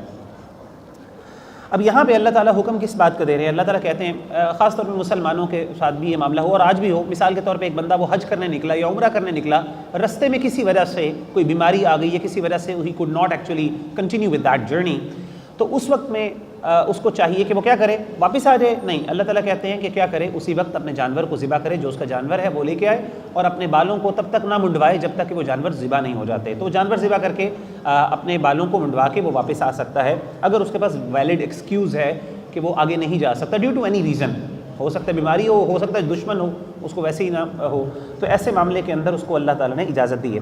فمن کان منکم مریضا، اگر تم میں سے کوئی مریض ہو، او بہ اذی من رأسہ، یا اس کو کوئی تکلیف ہو اس کے سر پہ، ففدیۃ من صیام او صدقۃ او نسک، تو اس کا فدیہ، اس کا بدلہ یہ ہے کہ وہ 6 روزے رکھے، یا اسی طریقے 3 روزے رکھے، او صدقۃ، یہ 6 مسکینوں کو کھانا کھلائے، او نسک، یا پھر قربانی کر لے۔ آپ کو پتہ ہے کہ جب تک آپ سر نہیں منڈوا سکتے، مخصوص ایام ہیں، یہ مخصوص ٹائم ہے جب آپ کو حج کے دوران آپ کو حج میں آپ کو اپنا سر منڈوانا ہوتا ہے۔ اگر کوئی بندہ، پہلے عمرے میں بھی یہی بات ہے، اگر کوئی بندہ حج تو کر رہا ہے لیکن ایسی تکلیف اس کے سر پہ آ گئی کہ اس کو بال کٹوانے پڑتے ہیں، اس کو سر صاف کروانا پڑ رہا ہے، میں سے مثال کے طور پہ صحابی کے ساتھ واقعہ پیش آیا، ابھی ان کا وقت نہیں آیا تھا سر کو صاف کرنے کا، تو ان کے سر میں جوئیں پڑ گئیں، اور اتنی زیادہ جوئیں پڑ گئیں کہ ان کی باقاعدہ جوئیں جو ہیں ان کے چہرے پر گر رہی تھیں، اور ان کو سخت تکلیف تھی اس کی وجہ سے۔ تو اللہ کے رسول صلی اللہ علیہ وسلم نے فرمایا کہ ابھی تو وقت نہیں آیا اور ابھی تمہارا ٹائم باقی ہے، ابھی حج کے ارکان اور بھی آپ نے پورے کرنے ہیں، تو آپ ایسا کرو کہ آپ کوئی بات نہیں، آپ کے اوپر مجبوری ہے، آپ اس کو اپنی صاف کر لو، اپنے سر کو منڈوا لو۔ اب کیا کرو؟ اس کا نتیجہ، اب اس کے بدلے میں کیا کرو؟ اب اس کے بدلے میں ایک خون جو ہے، ایک قربانی، اس کو ذبح کرو۔ فَإِذَا أَمِنْتُمْ فَمَنْ تَمَتَّعَ بِالْعُمْرَةِ إِلَى الْحَجِّ فَمَا اسْتَيْسَرَ مِنَ الْحَدْيِ۔ یہاں پہ اللہ تعالیٰ اب جو ہے امن کی حالت میں حج تمتع کی بات کر رہے ہیں۔ حج تمتع وہ ہوتا ہے، وہ حج جس میں انسان جو ہے پہلے عمرہ کرتا ہے، اور عمرے کے بعد کیا کرتا ہے؟ اپنا احرام کھول لیتا ہے، اور پھر اس کے بعد جب حج کا دن ایام شروع ہوتے ہیں پھر وہ حج بھی شروع کر دیتا ہے۔ تو حج تمتع ایک خاص قسم ہے۔ تو نبی صلی اللہ علیہ وآلہ وسلم اور اس طریقے سے دیگر صحابہ، ان کی آپ کی زندگیوں سے آپ کو یہ چیزیں ثابت ہوتی ہیں۔ مختلف حج کی اقسام ہے، حج قران ہے، حج تمتع ہے، تو انسان کو جو بھی بہتر، جو اس کے لیے آسان ہو وہ کر سکتا ہے۔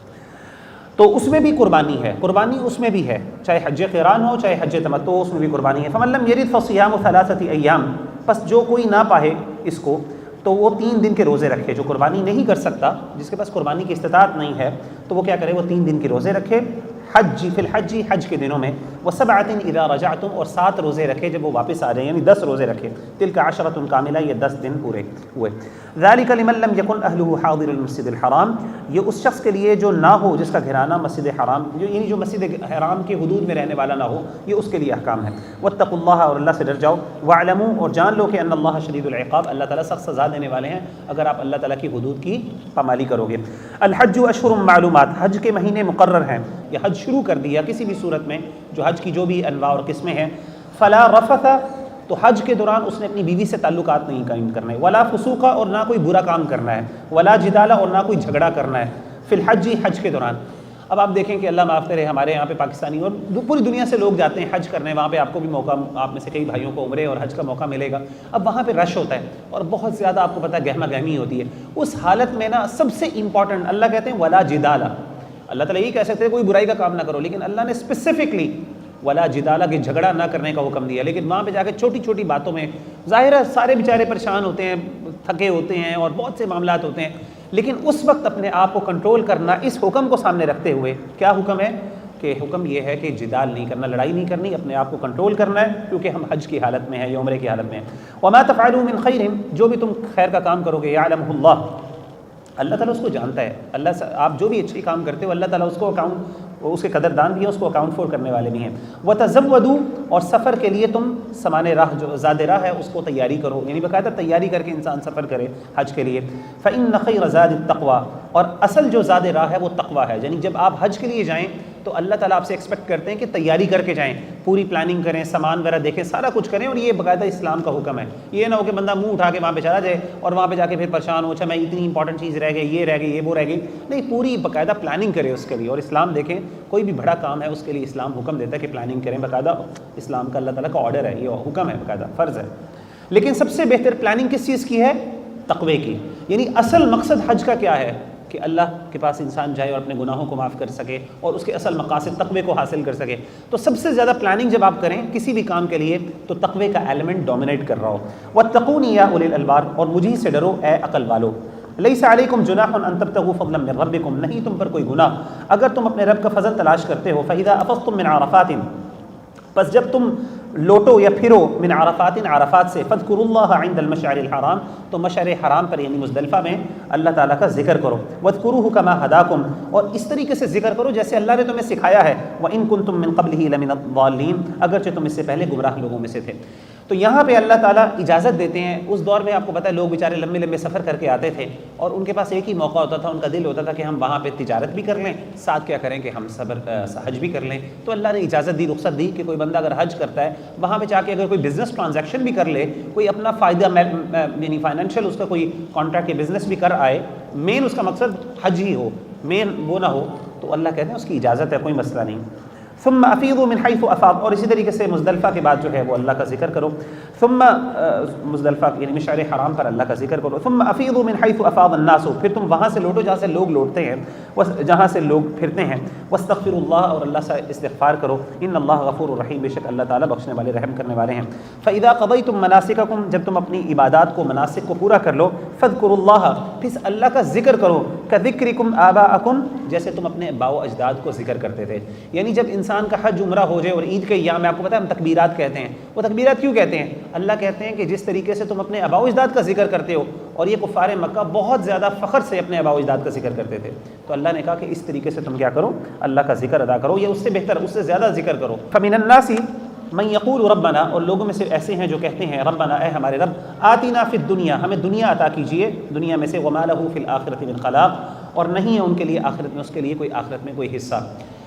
یہاں پہ اللہ تعالیٰ ایک مینٹالٹی کا بتا رہے ہیں۔ ایک مینٹالٹی یہ ہے، کچھ لوگ حج کرنے جاتے ہیں، عمرہ کرنے جاتے ہیں، وہاں جا کے صرف دنیا مانگتے ہیں اور کچھ نہیں مانگتے، ان کو کچھ نہیں ملتا، اور وہ صرف دنیا ہی مانگتے رہتے ہیں، اللہ میری فلاں مسئلے حل کر دے، میری شادی ہو گئی، میری فلاں ہو جائے، میرا بزنس ٹرانزیکشن، مجھے گاڑی مل جائے، یہ ہو جائے، اس طرح کے معاملات بس مل کے آتے ہیں، اور کوئی ان کا اور ذہن میں کوئی جیسے کہتے ہیں نا خیال ہی نہیں آتا۔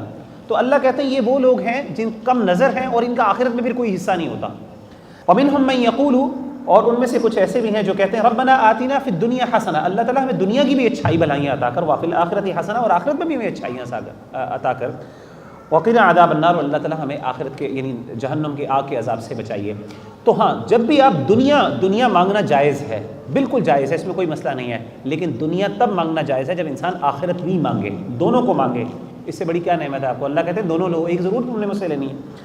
اولئک لہم نصیب مما کسبون، ایسے لوگوں کو ان کی نیکیوں کا صلہ ملے گا، واللہ سریع الحساب، اور اللہ تعالیٰ جلدی حساب لینے والے ہیں۔ واذکروا اللہ فی ایام معدودات، اور گنتی کے دنوں میں اللہ کا ذکر کرو۔ فمن تعجل فی یوم، یہاں پہ ایام تشریق کی بات ہو رہی ہے، جو ایام اکل و شرب، جیسے حدیث میں آتا ہے ایام تشریق ہوتے ہیں نا، جو ذوالحجہ 10 ذوالحجہ کے بعد 11ویں اور 12ویں اور 13ویں ذی الحجہ ہے۔ آپ کو پتہ ہے یہ کھانے، اس میں روزہ نہیں رکھ سکتے آپ، کیونکہ یہ کھانے پینے کے دن ہیں۔ آپ کو پتہ ہے کہ عید کے بعد جو بڑی عید ہے جسے عید الاضحیٰ کہتے ہیں، اس کے بعد 3 دن کھانے پینے کے، آپ اس میں روزہ نہیں رکھ سکتے، اس میں آپ قربانی کرتے ہیں انسان۔ تو اللہ کہتے ہیں کہ فمن تعجل فی یومین، اب حجاج جو ہیں ان کے پاس اختیار ہے کہ وہ 2 دن کے بعد بھی واپس آ سکتے ہیں اور 3 دن کے بعد بھی واپس آ سکتے ہیں، دونوں اللہ نے ان کو اختیار دیے۔ ومن تأخر فلا اثم علیہ لمن اتقى، تو بس جو لیٹ آئے، جو 3 دن پورے کر کے آنا چاہے، تو ان دونوں میں سے جو بندہ بھی کرنا چاہے ان کے لیے آسانی ہے، بشرطے کہ وہ تقوی اللہ سے ڈرنے والا ہو۔ واتقوا اللہ واعلموا انکم الیہ تحشرون، اللہ سے ڈر جاؤ اور جان لو کہ اسی کی طرف تمہارا واپس لوٹایا جانا ہے۔ ومن الناس من يعجبك قوله، اور لوگوں میں سے بعض ایسے لوگ ہیں جو جس کی بات اچھی لگتی ہے آپ کو دنیا کے معاملے میں، یعجبک قوله فی الحیات الدنیا، جس کی دنیاوی باتیں آپ کو اچھی لگتی ہیں، ویشہد اللہ علی ما فی قلبی، اور وہ اللہ کو گواہ بناتا ہے جو اس کے دل میں ہے، وہو الد الخصام، اور وہ بہت ہی جھگڑالو آدمی ہے۔ آپ کو پتہ ہے کچھ لوگ ہوتے ہیں جن کو نا دنیاوی معاملات باتیں کرنے کی بڑی ہوتی ہے، آپ ان سے باتیں سنتے ہیں، وہ آپ کو بڑا امیوز کرتے ہیں اپنے باتوں سے، لیکن دل کے اندر نفاق ہوتا ہے، تقوی نام کی کوئی چیز نہیں ہوتی۔ دنیا کے بڑے سے بڑے اینالسٹ ہوتے ہیں اور دنیا کے بڑے بڑے اچھی باتیں کرنے والے دنیاوی معاملات کے اندر بڑے سمجھداری دکھاتے ہیں، لیکن حقیقت میں ان کے دل میں ایمان نہیں ہوتا۔ اللہ کہتے ہیں یہ لوگ جھگڑالو ہیں، ایسے لوگ جو ہیں، نبی صلی اللہ علیہ وسلم کو فرمایا کہ ایسے لوگوں کی آپ باتوں میں نہ آئیں۔ وَإِذَا تَوَلَّى سَعَىٰ فِي الْأَرْضِ، جب وہ پیٹھ پھیرتا ہے زمین میں، لِيُفْسِدَ فِيهَا وَيُهْلِكَ الْحَرْثَ وَالنَّسْلَ، تو پھر وہ جا کے کیا کرتا ہے، فساد پھیلاتا ہے اور اس طریقے سے وہ کھیتیوں کو تباہ کرتا ہے اور نسل کو تباہ کرتا ہے۔ واللہ لا يحب الفساد، اور اللہ تعالیٰ فساد کو پسند نہیں کرتا۔ وَإِذَا قِيلَ لَهُ اتَّقِ اللَّهَ أَخَذَتْهُ الْعِزَّةُ بِالْإِثْمِ فَحَسْبُهُ جَهَنَّمُ وَلَبِئْسَ الْمِهَادُ، اور جب اسے کہا جاتا ہے کہ اللہ سے ڈرو تو اس کا جو وقار ہے وہ اس کو گناہ پہ ابھارتا ہے۔ وہ کچھ لوگوں کی نا فالس ایگو ہوتی ہے، جیسے ہی آپ ان کو نا اللہ تعالیٰ کی ان سے کہہ دو نا اللہ سے ڈرو یا کوئی کام نہ کرو تو ان کو ایگو آڑے آ جاتی ہے. اللہ کہتے ہیں یہ بندہ جو ہے, اللہ تعالیٰ اس بندے کو کرٹیسائز کر رہے ہیں جو اپنے ایگو کی وجہ سے اپنے گناہوں کو نہیں چھوڑتا اور اس کی وجہ سے وہ اپنے فالس اپنی ایک پرسیپشن کے اندر ہوتا ہے. اللہ کہتے ہیں اس بندے کا ٹھکانہ جہنم ہے, وَلَبِئْسَ الْمِہَادُ, اور کتنا ہی بنا ٹھکانہ ہے. وَمِنَ النَّاسِ مَن يَشْرِي نَفْسَهُ ابْتِغَاءَ مَرْضَاتِ اللَّهِ, اور لوگوں میں سے کچھ مخلص مسلمان بھی ہوتے ہیں جو اللہ کی رضا کے لیے اپنی جان تک دے دیتے ہیں. واللہ رؤوف بالعباد, اللہ تعالیٰ بہت شفقت کرنے والے اور اپنے بندوں کے ساتھ شفقت کرنے والے ہیں. یا ایھا الذین آمنوا, اے ایمان والو, ادخلوا فی السلم کافہ, اسلام میں پورے داخل ہو جاؤ. ولا تتبعوا خطوات الشیطان, اور شیطان کے قدموں کی پیروی نہ کرو. انہ لکم عدو مبین, وہ تمہارا بہت ہی کھلا دشمن ہے. فإن زللتم من بعد ما جاءتکم البینات, اگر تمہارے قدم ڈگمگا جائیں, اسلام آیا اور تم نے پریکٹس کرنے کی کوشش کی, یاد رکھیے اسلام مشکل ہے ٹو دی ایکسٹینٹ کہ آپ کو دنیا کے اندر ظاہر سروائیو کرنا پڑتا ہے, لوگ آپ کو جو ہے تنگ کرتے ہیں, آپ پر ظلم اور زیادتی بھی ہوتی ہے, آپ کو صبر کرنا ہوتا ہے. اللہ کہتے ہیں فَاعْلَمُوا أَنَّ اللَّهَ عَزِيزٌ حَكِيمٌ, یاد رکھو اللہ غالب اور حکمت والا ہے, یعنی اللہ تعالیٰ کے ہاتھ میں سب کچھ ہے. هَلْ يَنظُرُونَ, کیا وہ انتظار کرتے ہیں, إِلَّا أَن يَأْتِيَهُمُ اللَّهُ, کہ اللہ تعالیٰ ان کے پاس لے کے آئے, فی ظلل, اللہ تعالیٰ ان کے پاس آئے, فی ظلل من الغمام, بادلوں کے سایوں میں, والملائکۃ, اس طریقے سے فرشتے آئیں, وقضی الامر, اور ان کا فیصلہ کر دیا جائے, وإلی اللہ ترجع الامور, اللہ تعالیٰ کی طرف ہی معاملوں کا لوٹنا ہے. سل بنی اسرائیل, بنی اسرائیل سے سوال کیجئے, کم آتیناہم من آیۃ بینہ, ہم نے کتنی نشانیاں ان کو کھلی عطا کی. ومن یبدل نعمت اللہ من بعد ما جاءتہ, جو اللہ کی نعمت کو اس کے آ جانے کے بعد ٹھکرا دیتا ہے, بدل دیتا ہے, فإن اللہ شدید العقاب, اللہ تعالیٰ بہت سخت سزا دینے والے ہیں. زین للذین کفروا الحیات الدنیا, مزین کر دی گئی, خوبصورت بنا دی گئی ان لوگوں کے لیے جنہوں نے کفر کیا دنیا کی زندگی. ویسخرون, اور وہ مذاق کرتے ہیں, من الذین آمنوا, اہل ایمان کا. اب دیکھیں یہ کتنی نیچرل بات ہے. اللہ کہتے ہیں جو کافر ہیں, جو خاص طور پہ کفر کرنے والے ہیں, دنیا کی زندگی ان کے لیے بہت خوبصورت بنا دی گئی ہے, اور وہ اہل ایمان کا مذاق اڑاتے ہیں کہ دیکھو تم بڑے کہتے ہو, بڑے سچے ہو, تم کہتے ہو تمہارا اللہ ہے, یہ دنیا کائنات سب کچھ تمہاری ہے, تمہیں تو تھوڑی تمہارے پاس کیا ہے, ہمارے پاس دیکھو دنیا کی دولتیں. اگر تم سچے ہوتے تو دنیا تمہارا رب ہے, اگر یہ سب کچھ تمہارے رب کا ہے تو تمہیں سب کچھ ملنا چاہیے تھا, ہمیں تو ملنا نہیں چاہیے تھا کچھ. اللہ کہتے ہیں کہ اللہ نے دنیا بنائی کس کے لیے, اللہ نے دنیا ان کے لیے مسخر کر دی, اور وہ ان کا مذاق اڑاتے ہیں. اللہ کہتے ہیں والذین اتقوا فوقہم یوم القیامہ, ہاں دنیا کے اندر تو یہ ہے, لیکن قیامت کے دن مسلمان جو مومن ہیں وہ ان سے آگے ہوں گے, اوپر ہوں گے. واللہ یرزق من یشاء بغیر حساب, اور اللہ تعالیٰ رزق دیتا ہے جس کو چاہتا ہے بغیر حساب کے. کان الناس امۃ واحدۃ, لوگ ایک امت تھے. فبعث اللہ النبیین مبشرین, اللہ تعالیٰ نے نبیوں کو بھیجا خوشخبری دینے والا اور اس طریقے سے منذرین, ڈرانے والا بنا کر. وانزل معهم الکتاب بالحق, اور نازل اتاری اس کے ساتھ کتاب برحق. لیحکم بین الناس فیما اختلفوا فیہ, تاکہ وہ لوگوں کے درمیان فیصلہ کر دے اس چیز میں جو اختلاف کرتے ہیں. وما اختلف فیہ الا الذین اوتوہ من بعد ما جاءتهم البینات بغیا بینہم, اور نہیں انہوں نے اختلاف کیا حق کے آ جانے کے بعد اور واضح ہو جانے کے بعد, روشن دلیلیں آ جانے کے بعد, سرکشی کی وجہ سے اپنے آپس میں. فہد اللہ الذین آمنوا لما اختلفوا فیہ من الحق بإذنہ, اللہ نے ہدایت کن لوگوں کو دی جو اہل ایمان تھے, کس چیز میں, یہ جو جھگڑے والے معاملات تھے, اپنی حکم سے. واللہ یہدی من یشاء الی صراط مستقیم, اللہ تعالیٰ جس کو چاہتا ہے سیدھے راستے کی طرف ہدایت دیتا ہے. اب یہاں پہ اس آیت کے اندر یہ بڑی اہم بات ہے کہ اللہ تعالیٰ اسلام اختلاف کو پسند نہیں کرتا, یاد رکھیے گا, اسلام اختلاف کو پسند نہیں کرتا. اللہ نے امت کو ایک بنایا تھا, لیکن ہوا یہ کہ لوگوں نے اختلاف شروع کیا. اللہ نے پیغمبر بھیجے, اور پیغمبروں کا کام کیا ہے, فرقان ہوتے ہیں. فرقان یعنی فرق کرتے ہیں رائٹ اینڈ رانگ کے درمیان, وہ بتا دیتے ہیں یہ بندہ صحیح ہے, یہ غلط ہے, یہ اوپینین, یہ آرگیومنٹ ٹھیک ہے, یہ غلط ہے. اور پھر اس سے فائدہ کون اٹھاتے ہیں, صرف اہل ایمان. کفار جو ہیں یا نان مسلمز جو ہیں وہ نبیوں کی باتوں کے اندر بھی اپنے آرگیومنٹس تلاش کرتے ہیں, ان کے خلاف بولتے رہتے ہیں.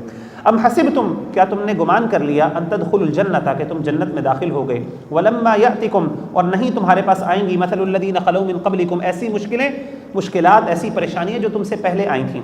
مستہم البأساء والضراء, ان کو تنگ دستی بھی پہنچی, تکلیفیں بھی پہنچی, مشکلات بھی پہنچی.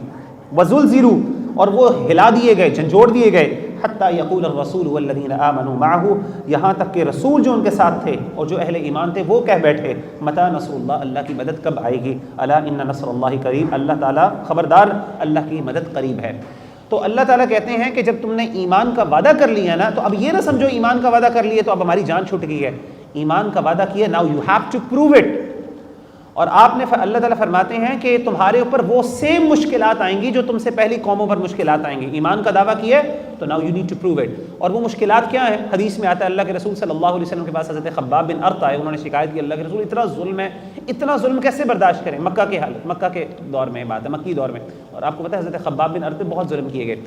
تو اللہ کے رسول صلی اللہ علیہ وسلم نے فرمایا تم سے پہلی قوم میں ایسے ہوتا تھا کہ باقاعدہ ایک بندے کو لایا جاتا تھا, اسے کہتے تھے اسلام کو چھوڑ دو, وہ اسلام کو نہیں چھوڑتا تھا, تو باقاعدہ ایک آرا لایا جاتا اور اس کے سر پہ رکھا جاتا اور اس کے 2 ٹکڑے کر دیے جاتے.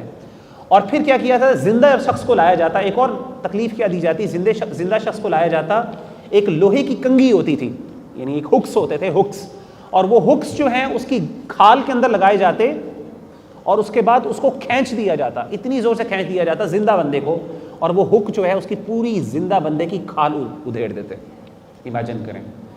تو کہتے تھے اللہ, اور ان سے کہتے تھے کہ تم اسلام چھوڑو, وہ اسلام نہیں چھوڑتے تھے. تو اتنی تکلیفیں آتی, اتنی بری طریقے سے ان کو مارا جاتا, ظلم کیا جاتا, یہاں تک کہ جو نبی تھے وہ بھی کہہ دیتے کہ اللہ کب مدد آئے گی, ان کی بھی برداشت کی اینڈ ہو جاتی, یعنی ہل جاتے وہ بندے. امیجن کریں. تو پھر اللہ تعالیٰ, پھر جب ایسے حالات پیدا ہوتے ہیں اہل ایمان پر, پھر اللہ کی مدد آتی ہے. پھر جب اللہ کا کوڑا برستا ہے پھر اللہ تعالیٰ جو ہے پھر قوموں کو تباہ برباد کر دیتے ہیں, ایسے ظالموں کو ہلاک کر دیتے ہیں. یسألونک ماذا ينفقون, اے نبی صلی اللہ علیہ وسلم یہ آپ سے سوال کرتے ہیں کہ وہ کیا خرچ کریں, انفاق کے بارے میں خرچ کرتے ہیں, ہمیں کیا خرچ کرنا چاہیے. قل ما انفقتم من خیر فللوالدین والاقربین والیتامی والمساکین وابن السبیل, جو بھی تم خرچ کرتے ہو, جو تمہارا انفاق ہے اس میں تمہارے والدین کا حق ہے, تمہارے رشتہ داروں کا حق ہے, یتیموں کا حق ہے, مسکینوں کا حق ہے, اور مسافروں کا حق ہے. یہ 5 اللہ نے گنوائے ہیں. سب سے زیادہ آپ کی نیکی کا حق آپ کے والدین ہے. اگر آپ نے کوئی چیز کسی کو دینی ہے تو سب سے پہلے آپ اپنے والدین کو دیں, اگر دے آر ڈیزرونگ. ہاں, اگر وہ ڈیزرونگ نہیں ہے, ماشاء اللہ ان کے پاس اللہ نے بہت نعمتیں دی ہیں, پھر اپنے رشتہ داروں کے بعد یتیم, پھر مسکین, اور پھر مسافر آخر میں. یہ اللہ نے ترتیب بھی ایک قسم کی بتا دی. ہم کیا کرتے ہیں, سب سے پہلے باہر جاتے ہیں, گھر کے اندر اپنے رشتہ دار جو ہیں وہ بیچارے ضرورت مند ہوتے ہیں, ہم سب سے پہلے دوسروں کے ساتھ نیکی کرنے کی کوشش کرتے ہیں. آپ کا سب سے پہلا حق آپ کے سب سے قریبی, جو سب سے زیادہ قریبی ہیں, ان کے اوپر سب سے زیادہ. وما تفعلوا من خیر فإن اللہ به علیم, جو بھی آپ خیر کا کام کریں گے اللہ تعالیٰ اس کو خوب جاننے والے ہیں. کتب علیکم القتال وهو کرہ لکم, تم پر قتال جہاد فرض کر دیا گیا ہے جب حالات ہوں. وهو کرہ لکم, حالانکہ وہ تمہیں ناپسندیدہ ہے. وعسى ان تکرہوا شیئا وهو خیر لکم, عین ممکن ہے تم ایسی چیز کو ناپسند کرو جو تمہارے لیے بہتر ہو. وعسى ان تحبوا شیئا وهو شر لکم, عین ممکن ہے کہ تم ایسی چیز کو پسند کرو جو تمہارے لیے جو تمہارے لیے برا ہے. واللہ یعلم وانتم لا تعلمون, اللہ جانتے تم نہیں جانتے. اس آیت میں اللہ تعالیٰ نے سورس آف ایتھکس کو بتایا. ہمارے source of ethics, what is the right and wrong, کیا چیز ہے جو رائٹ اور رانگ بتاتی ہے, وہ اللہ کی ذات ہے ہمارے. اور مغرب اور ویسٹ آپ اس کی فلسفی کو دیکھ لیں, وہاں پہ آپ کو مختلف ازمز اور اسکزمز نظر آتے ہیں, ٹھیک ہے نا. وہاں پہ they don't know how to decide what is right and wrong. اللہ نے اس آیت میں مسئلے کو حل کیا. مسلمانوں کے نزدیک یہ مسئلہ ہے ہی نہیں, رائٹ اینڈ رانگ کیا ہے, اللہ کہتے ہیں میں بتاؤں گا, اور تم نے نہیں فیصلہ کرنا کیونکہ تمہیں علم نہیں ہے. اللہ جانتے ہیں, تم نہیں جانتے. حقیقت اللہ کو پتہ ہے. تم کسی چیز تمہیں بظاہر بہت اچھی لگ رہی ہوگی لیکن ہو سکتا ہے تمہارے لیے بہتر نہ ہو. یسألونک عن الشہر الحرام قتال فیہ, وہ پوچھتے ہیں آپ سے محرمت والے مہینوں کے بارے میں, اس میں جنگ کرنا کیسا ہے. قل قتال فیہ کبیر, کہیے کہ اس میں جنگ کرنا بہت بری بات ہے, بہت بڑی بات ہے. وصد عن سبیل اللہ وکفر بہ والمسجد الحرام واخراج اہلہ منہ اکبر عند اللہ, مگر اللہ کے نزدیک اس سے بھی بات یہ ہے کہ آپ اللہ کی راہ سے, اس سے بھی بڑی بات یہ ہے کہ آپ اللہ تعالیٰ کی راہ سے لوگوں کو روکیں, کفر کریں, مسجد حرام سے لوگوں کو داخل ہونے سے روکیں, اور جو مسجد حرام کے باسی ہیں, وہاں پہ رہنے والے لوگ ہیں, حرم کے باسی ہیں, ان کو ان کے گھروں سے نکال دیں, ان کے علاقے سے نکال دیں. یہ واقعہ کیا, اس کا واقعہ یہ ہوا کہ اللہ کے رسول صلی اللہ علیہ وسلم نے 6 رجب کو ایک صحابی ہیں ان کے, یعنی ایک چھوٹا سا آپ نے ایک ایکسپیڈیشن کے لیے ایک صحابی کو بھیجا کہ وہ جا کے ایکسپیڈیشن کریں. تو وہ جو واقعہ ان کے کفار کے ساتھ لڑائی ہوئی, ایک قبیلہ تھا اس کے ساتھ لڑائی ہوئی. اچھا, اس لڑائی میں کیا ہوا, اللہ تعالیٰ نے ان کو فتح عطا کی, مسلمان جو ہے وہ مال غنیمت لے کے آئے اور اس طریقے سے قیدیوں کو بنا کے لے کے آئے. اب یہ واقعہ ہوا 6 رجب کو. جیسے یہ واقعہ ہوا تو کفار مکہ نے تانا دیا کہ جی آپ بڑے بات کرتے ہیں حرمت والے مہینوں کی, اور ہم بھی حرمت والے مہینوں کا تقاضا ہم بھی بڑے مانتے ہیں, تو اب آپ نے یہ کام تو حرمت والے مہینے میں کیا, آپ کو یہ تو نہیں کرنا چاہیے تھا. تو اللہ تعالیٰ نے کہا یہ بات درست ہے کہ حرمت والے مہینے میں قتال نہیں کرنا چاہیے, لیکن جو تم کام کرتے ہو وہ تو اس سے بھی بڑی بات ہے, اللہ کو ناپسندیدہ ہے. اور وہ تم کیا مسجد حرام میں لوگوں کو داخل نہیں ہونے دیتے, کفر کرتے ہو, ایمان سے لوگوں کو روکتے ہو. والفتنة اکبر من القتل, والفتنة اکبر من القتل، اور فتنہ جو ہے وہ قتل سے زیادہ بڑا گناہ ہے. ولا یزالون یقاتلونکم، اور وہ ہمیشہ لڑتے رہیں گے تم سے، آپ سے اے نبی صلی اللہ علیہ وسلم، اے مسلمانوں، کفار ہمیشہ تم سے لڑتے رہیں گے. حتی یردوکم عن دینکم ان استطاعوا، یہاں تک کہ وہ تمہیں تمہارے دین سے پھیر دیں اگر وہ چاہیں، اگر وہ استطاعت رکھیں، اگر وہ قابو پا سکیں. یعنی یاد رکھیے گا، مسلمانوں سے کفار ہمیشہ لڑتے رہیں گے تب تک جب تک اسلام کا نام ہے. ہم سمجھتے ہیں کہ نہیں جی اصل میں ان کو ہم سے تکلیف یہ ہے کہ ہمارے شاید ٹیررزم ہے، ان وجوہات. اللہ کہتے ہیں نہیں، اللہ نے جو وجوہات بیان کی، اللہ کہتے ہیں دین. سب سے بڑی ریزن کفار کی تمہارے سے لڑنے کی وہ تمہارا دین ہے. جب تک دین موجود ہے لڑائیاں ہوتی رہیں گی. ومن یرتد منکم عن دینہ، اور جو کوئی پھر جائے اپنے دین سے، فیمت، اور وہ مر جائے، وہو کافر، اور کفر کی حالت میں مر جائے، فاولئک حبطت اعمالهم فی الدنیا والآخرہ، یہی وہ لوگ ہیں ان کے دنیا اور آخرت، ان کے دنیا کے سارے اعمال آخرت میں اور آخرت اور دنیا کے سارے اعمال ان کے ضائع ہو جاتے ہیں. فاولئک اصحاب النار، یہی لوگ ہیں جو دوزخی ہیں، ہم فیہا خالدون، یہ ہمیشہ رہیں گے. ان الذین آمنوا، بے شک وہ لوگ جو ایمان لائے، والذین ہاجروا، اور جنہوں نے ہجرت کی، وجاہدوا فی سبیل اللہ، اور جہاد کرتے ہیں اللہ کی راہ میں، اولئک یرجون رحمت اللہ، یہی وہ لوگ ہیں جو اللہ کی رحمت کے امیدوار ہیں. واللہ غفور الرحیم، اللہ بخشنے والے اور رحم کرنے والے ہیں. یسألونک عن الخمر والمیسر، اے نبی صلی اللہ علیہ وسلم، یہ آپ سے شراب اور جوئے کے بارے میں سوال کرتے ہیں. قل فیہما اثم کبیر، ان سے کہہ دیجئے کہ اس میں بہت بڑا گناہ ہے. ومنافع للناس، لیکن لوگوں کے لیے کچھ فائدے بھی ہیں. دنیا کے اندر ہر چیز کے کچھ فائدے بھی ہوتے ہیں اور کچھ نقصانات بھی ہوتے ہیں. فائدہ زیادہ ہو تو اللہ اس چیز کو حلال کرتے ہیں، اللہ کو پتہ ہے. اچھا یہ بات نہیں ہے کہ آپ خود فیصلہ کریں گے کہ اچھا اس کے فائدے زیادہ ہیں، آپ نہیں کر سکتے، آپ فورسی نہیں کر سکتے، کیونکہ واللہ یعلم وانتم لا تعلمون، ہم پہلے پڑھ چکے ہیں نا، اللہ کو پتہ ہے، ہمیں نہیں پتہ. لیکن جب نقصانات زیادہ ہوتے ہیں اللہ اس کو حرام کر دیتے ہیں، فائدے زیادہ ہوتے ہیں تو اللہ تعالیٰ اس کو حلال کر دیتے ہیں. تو جو شراب کو حرام کیا، اب کوئی بندہ کہے جی شراب کے یہ بھی بینیفٹس ہیں، الکوہل کے اندر یہ میڈیسن میں ڈلتا ہے اور یہ بھی فائدہ ہے، تو اب ہم اس کو حرام کر دیں. تو اللہ کہتے ہیں اس میں کوئی بات ہی نہیں ہے، اس میں ہو سکتا ہے بینیفٹ، ہو سکتا ہے، لیکن اصل میں اس کے نقصانات زیادہ ہیں. تو اللہ تعالیٰ نے جن چیزوں کو حرام کیا ہے، ہمیں سمجھ آئے یا نہ آئے، اس میں الٹیمیٹلی نقصان زیادہ ہے. اب کوئی بندہ بینیفٹس بتانا شروع کر دے، جی اس کا آج کل کے دور میں اس کے بینیفٹ ہیں، ہماری مجبوری ہے. وہ بینیفٹس ضرور ہیں، but it does not mean کہ آپ اس کو جسٹیفائی کریں اور آپ ان کے ہارمس کو جو ہے اگنور کر دیں. وَإِثْمُهُمَا أَكْبَرُ مِن نَفْعِهِمَا، جوئے کے فائدے اور شراب کے جو فائدے ہیں وہ اس کے گناہ سے، اس کے نقصانات سے کم ہیں، اس کے نقصانات اس میں زیادہ ہیں. وَيَسْأَلُونَكَ مَاذَا يُنْفِقُونَ، یہ آپ سے پوچھتے ہیں کیا خرچ کریں. قُلِ الْعَفْوَ، ان سے کہیے کہ جو زیادہ ضرورت سے زیادہ ہے وہ خرچ کر دو. اللہ نے جو آپ کو نیڈ سے زیادہ دی ہے وہ خرچ کر دو، آپ کر سکتے ہو. اور اس کا ایک معنی یہ بھی علماء نے مفسرین نے بیان کیا ہے، جو آپ کو سب سے پسندیدہ ہو وہ خرچ کریں. یاد رکھیے لن تنالوا البر حتى تنفقوا مما تحبون، ہم آگے پڑھیں گے. اصل نیکی وہ ہوتی ہے جو آپ کو پسندیدہ چیز ہو، وہ آپ اللہ کی راہ میں خرچ کریں. ہم عام طور پہ کون سی چیز خرچ کرتے ہیں جی؟ بوسیدہ کپڑے نا، جو ہمارے وہ، یہ والی بات نہیں، اس میں غلط بات نہیں، آپ کر سکتے ہیں اوبیسلی اگر آپ کی ایک ضرورت نہیں ہے، لیکن وہ لیول آف معیار، وہ محبت اور وہ اللہ کی راہ میں خرچ کرنا اور ایک اپنی پسندیدہ چیز خرچ کرنا، اس میں فرق ہے. تو نیکی اصل یہ ہے جب انسان پسندیدہ چیز اللہ کی راہ میں خرچ کریں.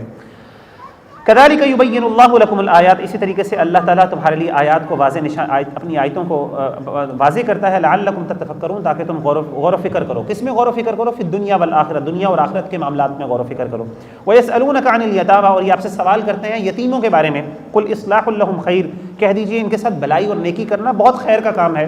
وَإِن تُخَالِطُوهُمْ فَإِخْوَانُكُمْ، اگر تم اپنے ساتھ مالوں کو، اپنے مال کو ان کے ساتھ ملا لو، ان کے مال کے ساتھ، فَإِخْوَانُكُمْ، یہ تمہارے بھائی ہیں. وَاللَّهُ يَعْلَمُ الْمُفْسِدَ مِنَ الْمُصْلِحِ، اللہ خوب جانتا ہے بگاڑ پیدا کرنے والوں کو، فساد پھیلانے والوں کو، مصلح اور اصلاح کرنے والوں، سنوارنے والوں میں سے.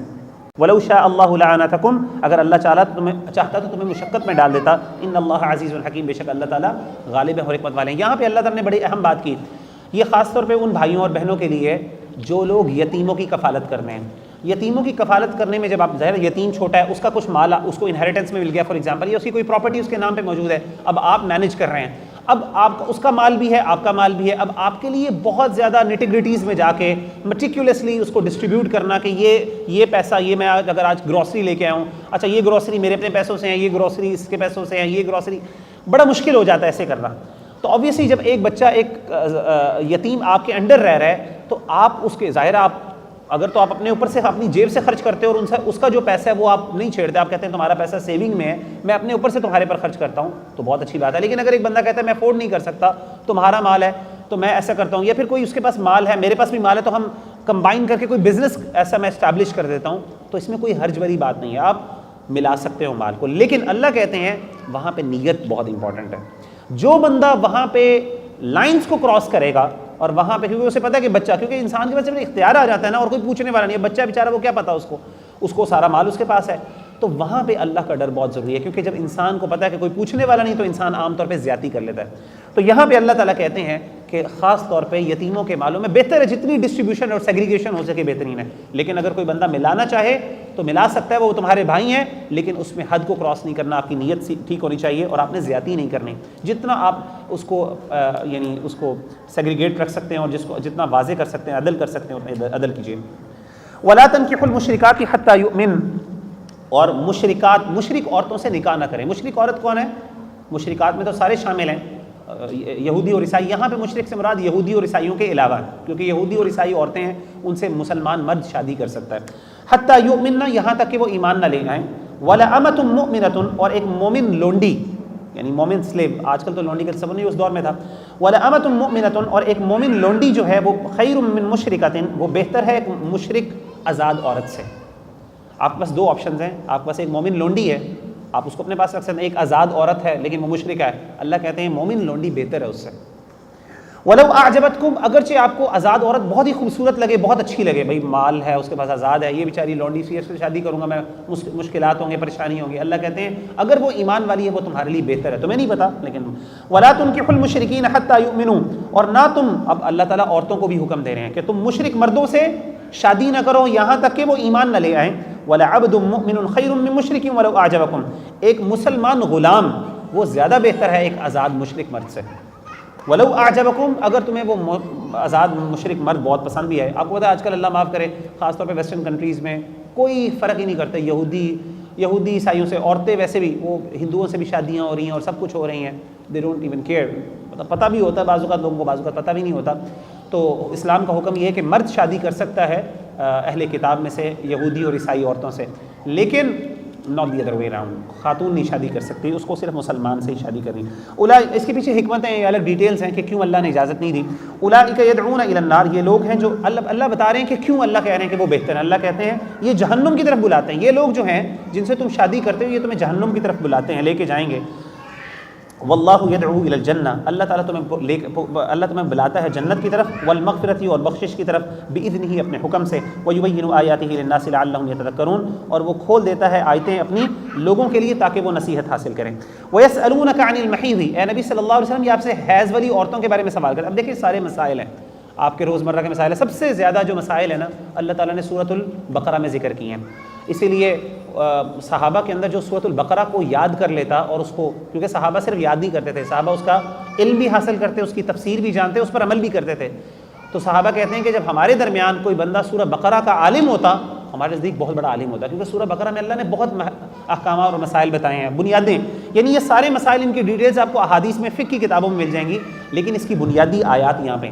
وَيَسْأَلُونَكَ عَنِ الْمَحِيضِ، اور یہ آپ سے سوال کرتے ہیں حیض والی عورتوں کے بارے میں۔ قُلْ هُوَ أَذًى، آپ کہیے کہ ناپاک والی چیز ہے، یہ اذیت والی چیز ہے عورتوں کے لیے۔ ظاہر ہے جو پیریڈز ہیں یا جسے آپ حیض کہتے ہیں، اس کے یہ عورت کے لیے تکلیف دہ اور ایک ناپاکی والی اسٹیٹ ہے۔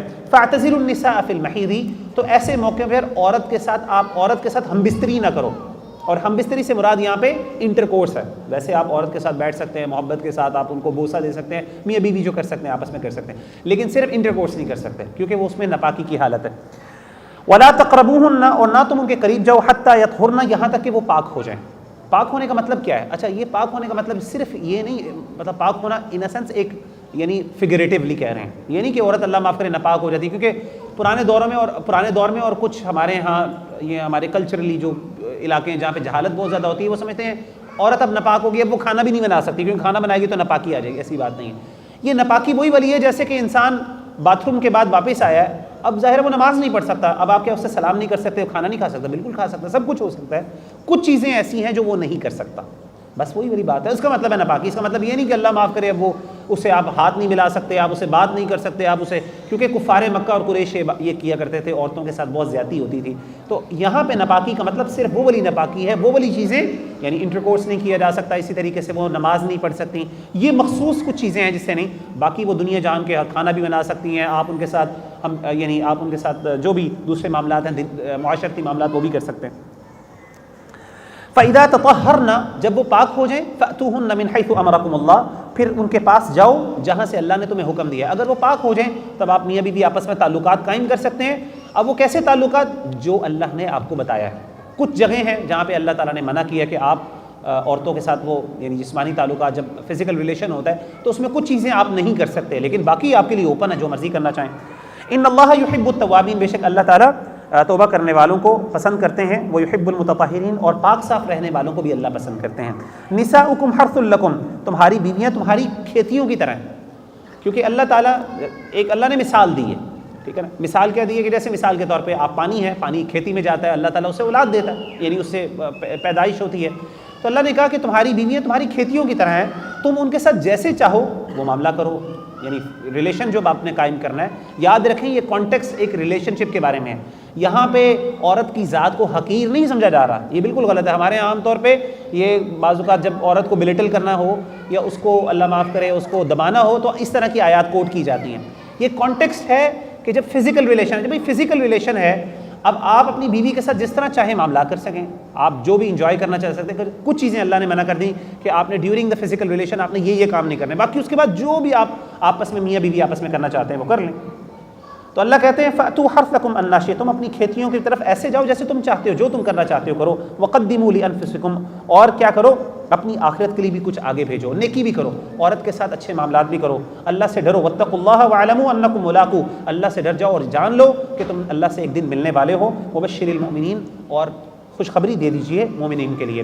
تو یہاں پہ اللہ نے کہا کہ میاں بیوی کے جب آپس میں تعلقات ہیں تو یاد رکھیے گا، قرآن مجید میں آپ آگے بھی پڑھیں گے، طلاق کی اب آگے آیتیں آ رہی ہیں، آپ دیکھیں اللہ تعالیٰ جہاں پہ بھی نکاح اور طلاق کی بات کرتے ہیں وہاں پہ اللہ سے ڈرنے کا حکم دیتے ہیں، تقوی کا حکم دیتے ہیں۔ واتقوا اللہ اللہ سے ڈر جاؤ، واتقوا اللہ واعلموا انکم ملاقو خوب اللہ سے ڈر جاؤ اور تم جان لو کہ اللہ سے تم ایک دن ملنے والے ہو، اور خوشخبری دے دو مومنین اہل ایمان والوں کے لیے۔ ولا تجعلوا اللہ عرضۃ لایمانکم اللہ تعالیٰ کو اپنی قسموں کا نشانہ نہ بناؤ۔ اب یہاں پہ اللہ کچھ قسموں کے بارے میں بات کریں جو ہم قسمیں کھاتے ہیں آپس میں۔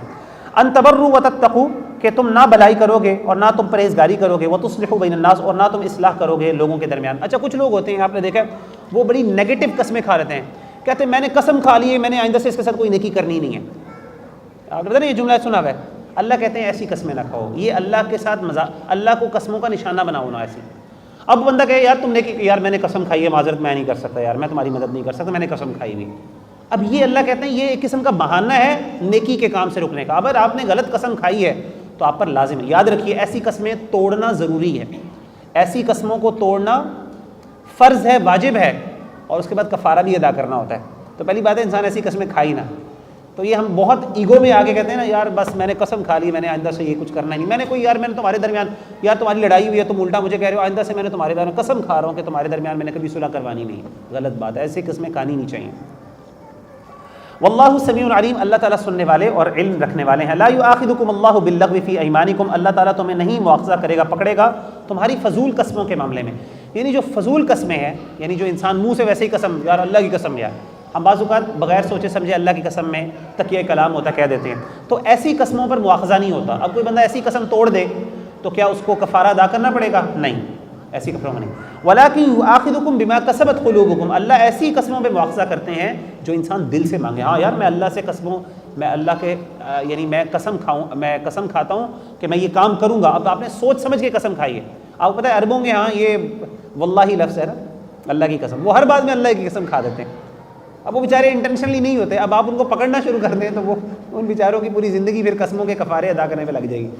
تو اللہ نے وہاں پہ تھوڑی نرمی اختیار کی ہے اور کہا کہ ایسی قسمیں جو ہم انسان سوچ سمجھ کے دل سے کھائے، سوچ سمجھ کے، تو ہاں ایسے، اسی لیے آپ کو پوچھ لینا چاہیے جب کوئی بندہ قسم کھائے نا آپ کہے بھائی کون سی قسم ہے، یہ پہلے مجھے بتا دے، یہ نہ ہو کہ وہ قسم دوسری کہہ رہا ہو آپ سے۔ واللہ غفور الرحیم اللہ تعالیٰ بخشنے والے رحم کرنے والے ہیں۔ واللہ غفور حلیم اللہ تعالیٰ بخشنے والے اور بڑے تحمل والے ہیں، حلم والے ہیں۔ للذین یؤلون من نسائہم تربص 4 اشہر اب یہ یہاں پہ اللہ تعالیٰ ایلا کی، اب یہاں سے آگے اللہ تعالیٰ طلاق کے مسئلوں کا ذکر کر رہے ہیں۔ طلاق کے مسئلے میں سب سے پہلے اللہ تعالیٰ نے جس مسئلے کو ذکر کیا ہے وہ بیسکلی ہے ایلا کا مسئلہ۔ ایلا کیا تھا؟ کفار مکہ جو تھے یعنی ان کے ہاں ایک بڑی عجیب سی عادت تھی، وہ کیا کرتے تھے بعض اوقات عورت کو تکلیف دینے کے لیے، عورت کو سزا دینے کے لیے قسم کھا لیتے تھے کہ میں آئندہ سے کبھی بھی تمہارے ساتھ فزیکل ریلیشن نہیں رکھوں گا، فرام ناؤ آن میرا اور تمہارا فزیکل تعلق ختم ہے۔ اس کو کہتے تھے ایلا۔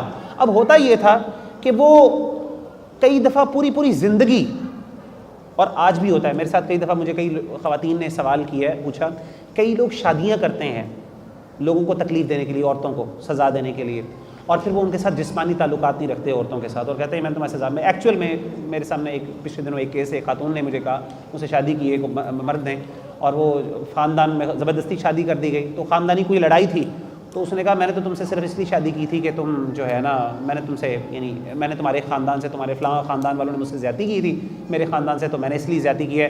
تو وہ اس نے کبھی کہتی ہے کہ اس نے آج تک کبھی، مجھے کتنے سال ہو گئے شادی میں، آج تک کبھی ہمارا کوئی ریلیشن ہی نہیں ہوا، اور وہ مجھ پہ ظلم اور زیادتی بھی کرتا ہے، لمبی بات ہے۔ تو یہ جو اس طرح کے معاملات کرنا، اللہ تعالیٰ کہتے ہیں یہ ناجائز معاملات ہے۔ اللہ نے کہا کہ کوئی بھی مرد اگر اپنی بیوی کے ساتھ ایلا کرتا ہے، ایلا کا مطلب ہے کہ میں آئندہ سے تمہارے ساتھ فزیکل ریلیشن نہیں رکھوں گا، اللہ نے کہا 4 مہینوں سے زیادہ نہیں کر سکتے، 4 مہینے میکسیمم۔ ہاں تمہارے پاس اختیار ہے سزا دینے، اگر عورت کو آپ کوئی لڑائی ہوئی ہے اور عورت نے آپ کے ساتھ کوئی زیادتی کی، آپ اس کے ساتھ کوئی ایسا کرتے ہیں، آپ کہتے ہیں میں تمہارے ساتھ فزیکل ریلیشن نہیں، آپ قسم کھا لیتے ہیں 4 مہینے، اس سے زیادہ نہیں۔ لیکن 4 مہینے کے بعد، اب 4 مہینے گزر گئے، اب آپ کو واپس اپنی بیوی کے پاس جانا ہے۔ اگر آپ نہیں جائیں گے تو پھر اب آپ کو طلاق دینی ہوگی اپنی بیوی کو، آپ اپنی بیوی کو لٹکا نہیں سکتے، اب آپ کو یا تو آپ ٹھیک ہے، اللہ کہتے ہیں ٹھیک ہے اگر تم نہیں رہنا چاہتے اس کے بعد بھی ہے تو اب علیحدہ کر لو، نہیں تم چل سکتے تو کوئی بات نہیں، لیکن عورت کو لٹکائی رکھنا پوری زندگی کے لیے، تنگ کرنا سزا دینے کے طور پہ، اس کی اجازت نہیں۔ للذین یؤلون من نسائہم تربص 4 اشہر، وہ لوگ جو قسم کھا لیتے ہیں، ان لوگوں کے لیے جو قسم کھاتے ہیں عورت سے جدا ہونے کے لیے، تربص 4 اشہر، ان کے لیے 4 مہینوں کا انتظار کرنا ہے، ان کے لیے ضروری ہے کہ وہ 4 مہینے انتظار کریں۔ فإن فاؤوا، اگر 4 مہینوں کے بعد وہ رجوع کر لیں، اچھا اگر وہ 4 مہینے سے پہلے رجوع کر لیں، اور اکثر ایسے ہی ہوتا ہے، قسم کھا لیتے ہیں 2 دن نہیں گزرتے، مرد کی کمزوری ہوتی ہے واپس چلا جاتا ہے بیوی کے پاس، تو ایسے موقع پر اللہ کہتے ہیں اب یہ قسم کھائیے، اب اس کا کفارہ ادا کرنا ہے، ٹھیک ہے۔ تو اگر 4 مہینوں سے پہلے اگر ایک بندہ رجوع کر لیتا ہے، یا تو پہلے اسپیسیفائی کر لے کہ 1 مہینے تک میں تمہارے قریب نہیں آؤں گا، تو اب اس سے پہلے اگر آئے گا تو کیا کرے گا؟ کفارہ ادا کرے گا، لیکن 1 مہینہ پورا کر لے پھر کوئی کفارہ نہیں۔ اگر وہ رجوع کر لے 4 مہینوں کے بعد، فإن اللہ غفور الرحیم، بے شک اللہ تعالیٰ بخشنے والا رحم کرنے والا ہے۔ وإن عزموا الطلاق، لیکن اگر وہ نہ کرے اور اس کے بعد وہ طلاق دینا چاہے، فإن اللہ سمیع علیم، تو اللہ تعالیٰ نے اجازت دی ہے، اللہ تعالیٰ سننے والے جاننے والے ہیں۔ والمطلقات، اور طلاق والی عورتوں کے لیے، تربصن، انتظار کریں، بأنفسہن، اپنے آپ کو روکی رکھیں، 3 قروء، 3 قروء تک، یعنی عورتوں کے لیے ضروری ہے جن کو طلاق ہو گئی ہے کہ وہ عدت پوری کریں۔ عدت کتنی ہے؟ 3 قروء۔ اب قروء کے اندر آپ کو پتہ ہے بڑا ہمارا ایک بڑا کنونشنل قسم کا اختلاف پایا جاتا ہے کہ اس میں مراد 3 حیض ہیں یا 3 طہر ہیں، بہرحال دونوں آپ مراد لے سکتے ہیں، ہمارے ہاں فقہا کا اختلاف اس بارے میں پایا جاتا ہے۔ تو 3 حیض یا 3 طہر، اتنا انتظار کریں، اس کے بعد عورت آزاد ہے۔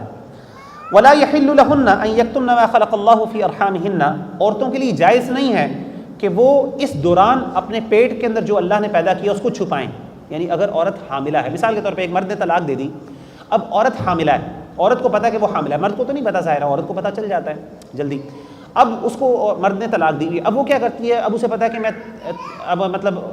میں نے 3 طہر یا 3 حیض کے بعد میں نے جان چھوٹ جانی ہے میری، لیکن اگر میں نے پتہ چل گیا میرے شوہر کو کہ میری بیوی حاملہ ہے، تو اب عدت کیا ہو جائے گی؟ وضع حمل تک عدت ہوتی ہے کہ جب تک بچہ پیدا نہیں ہو، ڈیلیوری نہ ہو جائے تب تک عدت الانگیٹ ہو جاتی ہے۔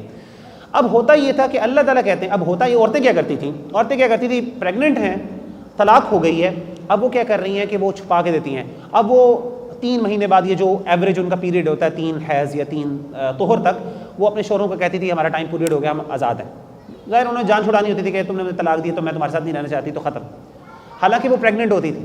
تو پریگننٹ عورت کے لیے ڈیلیوری تک عدت ہے، she has to wait until the delivery۔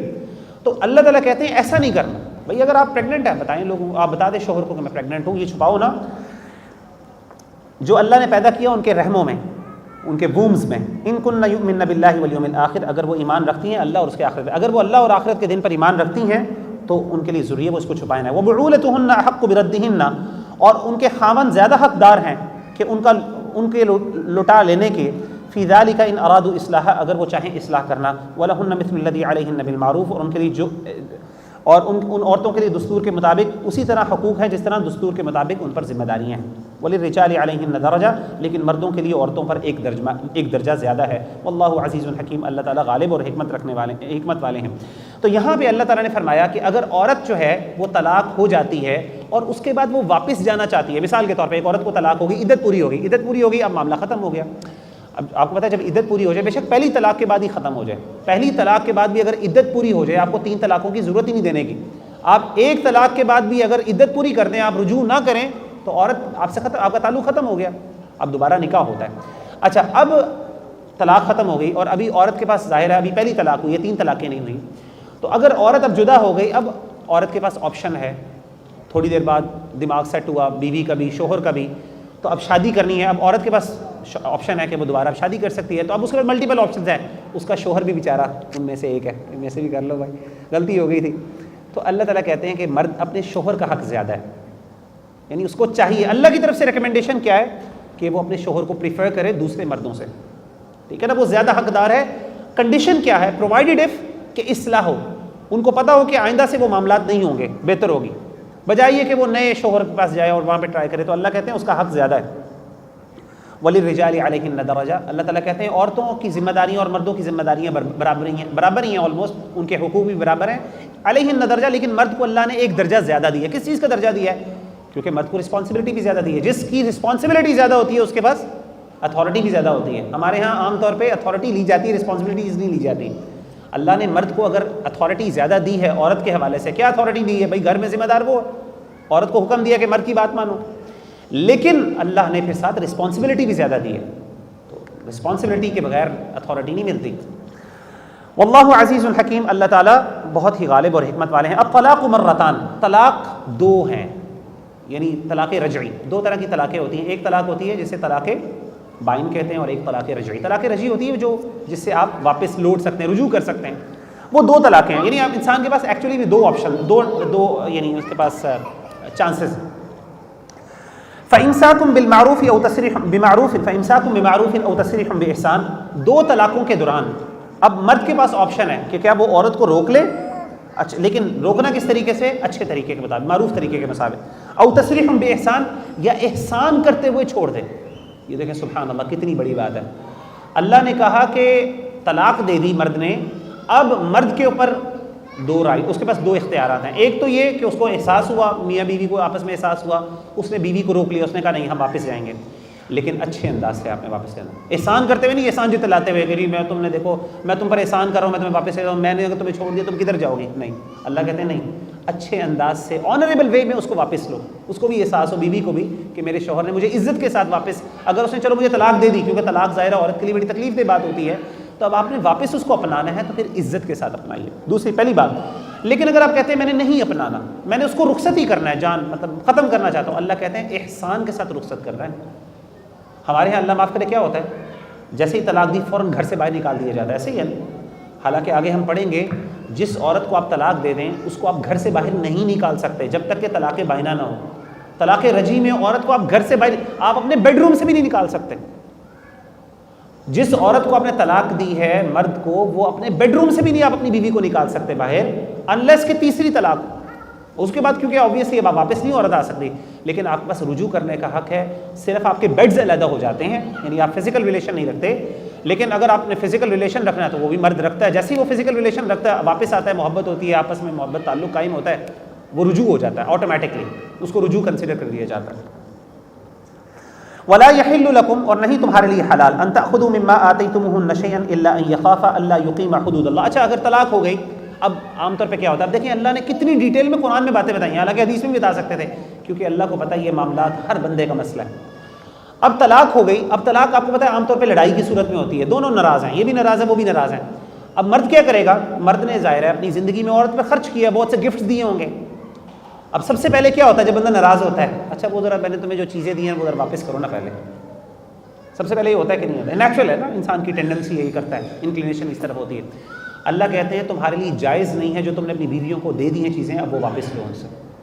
دیکھیں عورتوں کے اللہ نے اتنے حقوق بتائے، میں کہتا ہوں اگر عورتیں اپنے سورۃ البقرہ اچھی طرح پڑھ لیں، آپ کہیں گے، وہ کہیں گے ہم سے زیادہ شاید اللہ نے کسی کے اتنے حقوق نہیں بیان کیے قرآن مجید میں جتنے اللہ نے عورتوں کے حقوق بتائے ہیں سورۃ بقرہ میں۔ اللہ کہتے ہیں مرد نے دے دیا، خرچ کی پوری زندگی لگا دی، سب کچھ کر دیا، حق مہر بھی دے دیا، طلاق ہو گئی، میں واپس لے سکتا ہوں؟ نہیں لے سکتے، آپ نہیں لے سکتے، اور مرد کی عورت کو دے دیا، بس دے دیا آپ نے۔ اچھا آگے چلیں۔ فَإِنْ خِفْتُمْ أَلَّا يُقِيمَ حُدُودَ اللَّهِ، لیکن اگر تم خوف کھاؤ کہ تم اللہ تعالیٰ کی تم دونوں اللہ کی حدود کو قائم نہیں کر سکو گے، فَلَا جُنَاحَ عَلَيْهِمَا فِي مَا افْتَدَتْ بِهِ، تو اس بات میں کوئی گناہ نہیں تم دونوں پر کہ اس میں سے کوئی عورت بدلہ دے دے، مال کا کچھ بدلہ واپس کر دے، مثال کے طور پہ یہ بھی ہے۔ لیکن اس میں ایک چیز ہے، اگر آپس میں میاں بیوی رضامندی کے ساتھ کسی پوائنٹ پہ پہنچ جائیں کہ دیکھو مرد کہے عورت کہے مجھے آپ طلاق دے دیں، میں جان چھوڑنا چاہتی ہوں، ہم معاملہ ختم کرتے ہیں، لیکن میں ان ریٹرن آپ کو جو ہے نا یہ چیزیں واپس کر دوں گی، تو اللہ تعالیٰ کہتے ہیں کہ ہاں اگر باہمی رضامندی کے ساتھ یہ معاملات ہو جائیں تو انشاءاللہ پھر اس پہ کوئی مسئلہ نہیں ہے۔ اگر عورت کو چیز دینا چاہے لیکن مرد اس کو مجبور نہیں کر سکتا جو چیزیں اس نے کی۔ تلک حدود اللہ فلا تعتدوها، یہ اللہ کی حدیں ہیں تو نہیں تم اس کو تجاوز کرو۔ ومن يتعد حدود اللہ، اور جو اللہ تعالیٰ کی حدود کو تجاوز کرتا ہے فاولئک هم الظالمون، تو یقیناً وہ ظالم ہے۔ فان طلقها فلا تحل له من بعد حتى تنكح زوجا غيره، ہم رکوع مکمل کر لیتے ہیں انشاءاللہ، اس کے بعد آغاز کریں گے۔ فان طلقها، پس اگر اس نے طلاق دی اس کو، فلا تحل له من بعد حتى تنكح زوجا غيره، تو پھر اس کے لیے جائز نہیں ہے، پھر تمہارے لیے جائز نہیں۔ فلا تحل له من بعد حتى تنكح زوجا غيره، اب اگر ایک بندے نے طلاق دے دی اور 3 طلاقیں ہو گئیں، 3 طلاقوں کے بعد اب مرد کے پاس رجوع کا اختیار نہیں جب تک کہ وہ عورت کسی اور مرد کے ساتھ شادی کر لے اور پھر وہ مرد باہمی رضامندی کے ساتھ اس کو طلاق دے دے، شرطیہ نہیں، کنڈیشنل نہیں، جیسے حلالہ کے اندر ہوتا ہے، اللہ معاف کرے، وہ تو کنڈیشنل ہوتا ہے نا کہ تم نے نکاح کیا اور ساتھ ہی یہاں پہ کیا ہوگا، تم نے طلاق دے دینی ہے، اللہ معاف کرے، یہ چیز نہیں۔ یاد رکھیے گا حلالہ جو ہے اس پر اتنی زیادہ سخت وعید ہے کہ اللہ کے رسول صلی اللہ علیہ وسلم نے لعنت کی ہے اس شخص پہ جو حلالہ کرواتا ہے اور جو حلالہ کرنے والا ہے، دونوں پر لعنت کی۔ ہمارے معاشرے میں بہت عام ہے، طلاقیں دے دیتے ہیں اور اس کے بعد اب پھنس گئے ہیں تو اب کہتے ہیں جی اب ذرا مولوی صاحب کے پاس جاتے ہیں اور وہاں پہ جا کے کہتے ہیں جی تھوڑا سا ٹائم گزاریں میری بیوی کے ساتھ، اور دیکھیں کتنی میں کہتا ہوں کیسے مرد یہ برداشت کر لیتا ہے کہ آپ نے اپنی کہا کہ جی وہ میری بیوی کے ساتھ کچھ ٹائم گزار لیں، اور اکثر فزیکل تعلقات بھی قائم ہو جاتے ہیں اور آپ نے اگلے دن صبح جو ہے نا طلاق دے دیجیے گا اور وہ اپنی بیوی کو واپس لے آتے ہیں۔ پہلی بات ایسی طلاقیں ہوتی نہیں ہیں، یہ جو اس طرح کی کنڈیشنل معاملات ہیں یہ ویسے یہ حرام ہے، ناجائز ہیں، لیکن آپ دیکھیں کہ لوگ کس طریقے سے یہ کام کرتے ہیں۔ اللہ تعالیٰ کہتے ہیں جب تک وہ باہمی رضامندی کے ساتھ طلاق نہ ہو جائے تب تک آپ واپس نہیں چل سکتے۔ فَإِن طَلَّقَهَا مِن بَعْدُ حَتَّى تَنكِحَ زَوْجًا غَيْرَهُ، کسی اور سے طلاق نہ کر لے اور اس کے بعد اس کو وہاں سے فَإِن طَلَّقَهَا فَلَا جُنَاحَ عَلَيْهِمَا أَن يَتَرَاجَعَا، ہاں اب وہ طلاق ہو گئی، اس کے بعد اس عورت نے کو ادھر سے بھی طلاق ہو گئی تو پھر اب پہلے مرد کے ساتھ وہ واپس جانا چاہے تو جا سکتی ہے۔ إِن ظَنَّا أَن يُقِيمَا حُدُودَ اللَّهِ، شرط یہ ہے اگر ان کو یقین ہو اس بات کا کہ ہم اللہ کی حدود کو قائم کر سکتے ہیں۔ وَتِلْكَ حُدُودُ اللَّهِ يُبَيِّنُهَا لِقَوْمٍ يَعْلَمُونَ، یہ اللہ کی وہ حدود ہیں جس کو وہ بیان کرتا ہے ان لوگوں کے لیے جو اس قوم کے لیے جو جانتے ہیں۔ وَإِذَا طَلَّقْتُمُ النِّسَاءَ فَبَلَغْنَ أَجَلَهُنَّ، اور جب تم طلاق دو بیویوں کو، عورتوں کو، فَبَلَغْنَ أَجَلَهُنَّ، اور وہ اپنی عدت کو پورا کر لیں، اپنی مدت کو پورا کر لیں، فَامْسِكُوهُنَّ بِمَعْرُوفٍ، تم ان کو دستور کے مطابق روکے رکھو، أَوْ سَرِّحُوهُنَّ بِمَعْرُوف، یا تم ان کو اچھے انداز سے چھوڑ دو۔ اب عورت کو طلاق دے دی، اب عورت کو آپ نے ٹائم پورا ہو گیا، اللہ کہتے ہیں اب یا تو ان کو اچھے انداز سے آنریبل طریقے سے واپس لو یا ان کو احسان کے ساتھ رخصت کر دو۔ وَلَا تُمْسِكُوهُنَّ ضِرَارًا لِتَعْتَدُوا، دیکھیں یہ کتنی یہ بڑی اہم آیت ہے، یہ بڑا اہم یعنی حصہ آیت کا۔ اور نہ تم روک رکھو ان عورتوں کو تکلیف دینے کے لیے، کسی بھی عورت کو اگر آپ صرف اس لیے اپنے ساتھ رکھتے ہیں کہ میں نے اس کو تکلیف دینی ہے، جا کے کہیں اپنی زندگی نہ بسا لے، اللہ کہتے ہیں یہ جائز نہیں ہے۔ وَلَا تُمْسِكُوهُنَّ، اور نہ تم روک رکھو تنگ کرنے کے لیے کسی بیوی کو اپنے ساتھ، لِتَعْتَدُوا، تاکہ تم اس کے ساتھ زیادتی کر سکو۔ ایک مرد کہتا ہے اچھا میں نے طلاق دی، طلاق دینے کے بعد 3 مہینے گزر گئے، اب وہ کہتا ہے میں رجوع کرتا ہوں۔ اب وہ رجوع کس لیے کرنا چاہتا ہے؟ وہ کہتا ہے میں ذرا اس کو نا سکھاتا ہوں، ذرا صبر، اس کو میں بتاتا ہوں نا کہ کیا اس کے ساتھ ہوتا ہے، وہ پھر اس کو واپس روک لیتا ہے اور اس کے بعد زیادتی اور ظلم شروع کر دیتا ہے۔ اللہ کہتے ہیں وَلَا تُمْسِكُوهُنَّ، اللہ نے اس بات کی بتانی، اللہ کہتے ہیں جس بندے نے یہ کام کیا، وَمَن يَفْعَلْ ذَلِكَ، جس نے یہ کام کیا، فَقَدْ ظَلَمَ نَفْسَهُ، اس نے اپنی جان پہ ظلم کیا، اس نے اپنے آپ پر ظلم کیا۔ وَلَا تَتَّخِذُوا آيَاتِ اللَّهِ هُزُوًا، اللہ کی آیتوں کا مذاق نہ اڑاؤ۔ اللہ کہتے ہیں یہ اللہ کی حدود کا، اللہ کی آیات کے ساتھ مذاق ہے، کتنی سخت اللہ تعالیٰ نے بیان فرمائی۔ وَاذْكُرُوا نِعْمَةَ اللَّهِ عَلَيْكُمْ، اور ذکر یاد رکھو، تم یاد کرو اللہ کی اس نعمت کو جو اللہ نے تم پر انعام کی۔ وَمَا أَنزَلَ عَلَيْكُم مِّنَ الْكِتَابِ وَالْحِكْمَةِ، اور جو اللہ نے نازل کیے تم پر کتاب میں سے، والحکمہ، اور حکمت میں سے، یعظکم بھی، اللہ تعالیٰ تمہیں واعظ کرتے ہیں اس کے ساتھ۔ واتقوا اللہ، اللہ سے ڈر جاؤ، واعلموا، اور جان لو، ان اللہ بکل شیء علیم، اللہ تعالیٰ ہر چیز کا علم رکھنے والے ہیں۔ ابھی ہمارا ایک پاؤ رہتا ہے تو اب چونکہ میں نے آپ کو جیسے بھی عرض کیا کہ اس میں احکامات زیادہ ہیں، اور اوبیسلی ہمارے پاس یہ موقع تھا کہ ہم نے سوچا کہ اس میں کچھ احکامات ضرور ڈسکس کر لیں، کیونکہ بعد میں یہ آگے جو آیات ہیں وہاں پہ زیادہ تر احکام کی آیات کم ہیں، تو انشاءاللہ ہم کوشش کریں گے کل تھوڑا سا زیادہ پڑھ لیں اور آہستہ آہستہ ہم اس کو انشاءاللہ کور کر لیں گے، تو ہم انشاءاللہ پورا قرآن ہی ترجمے سے گزاریں گے۔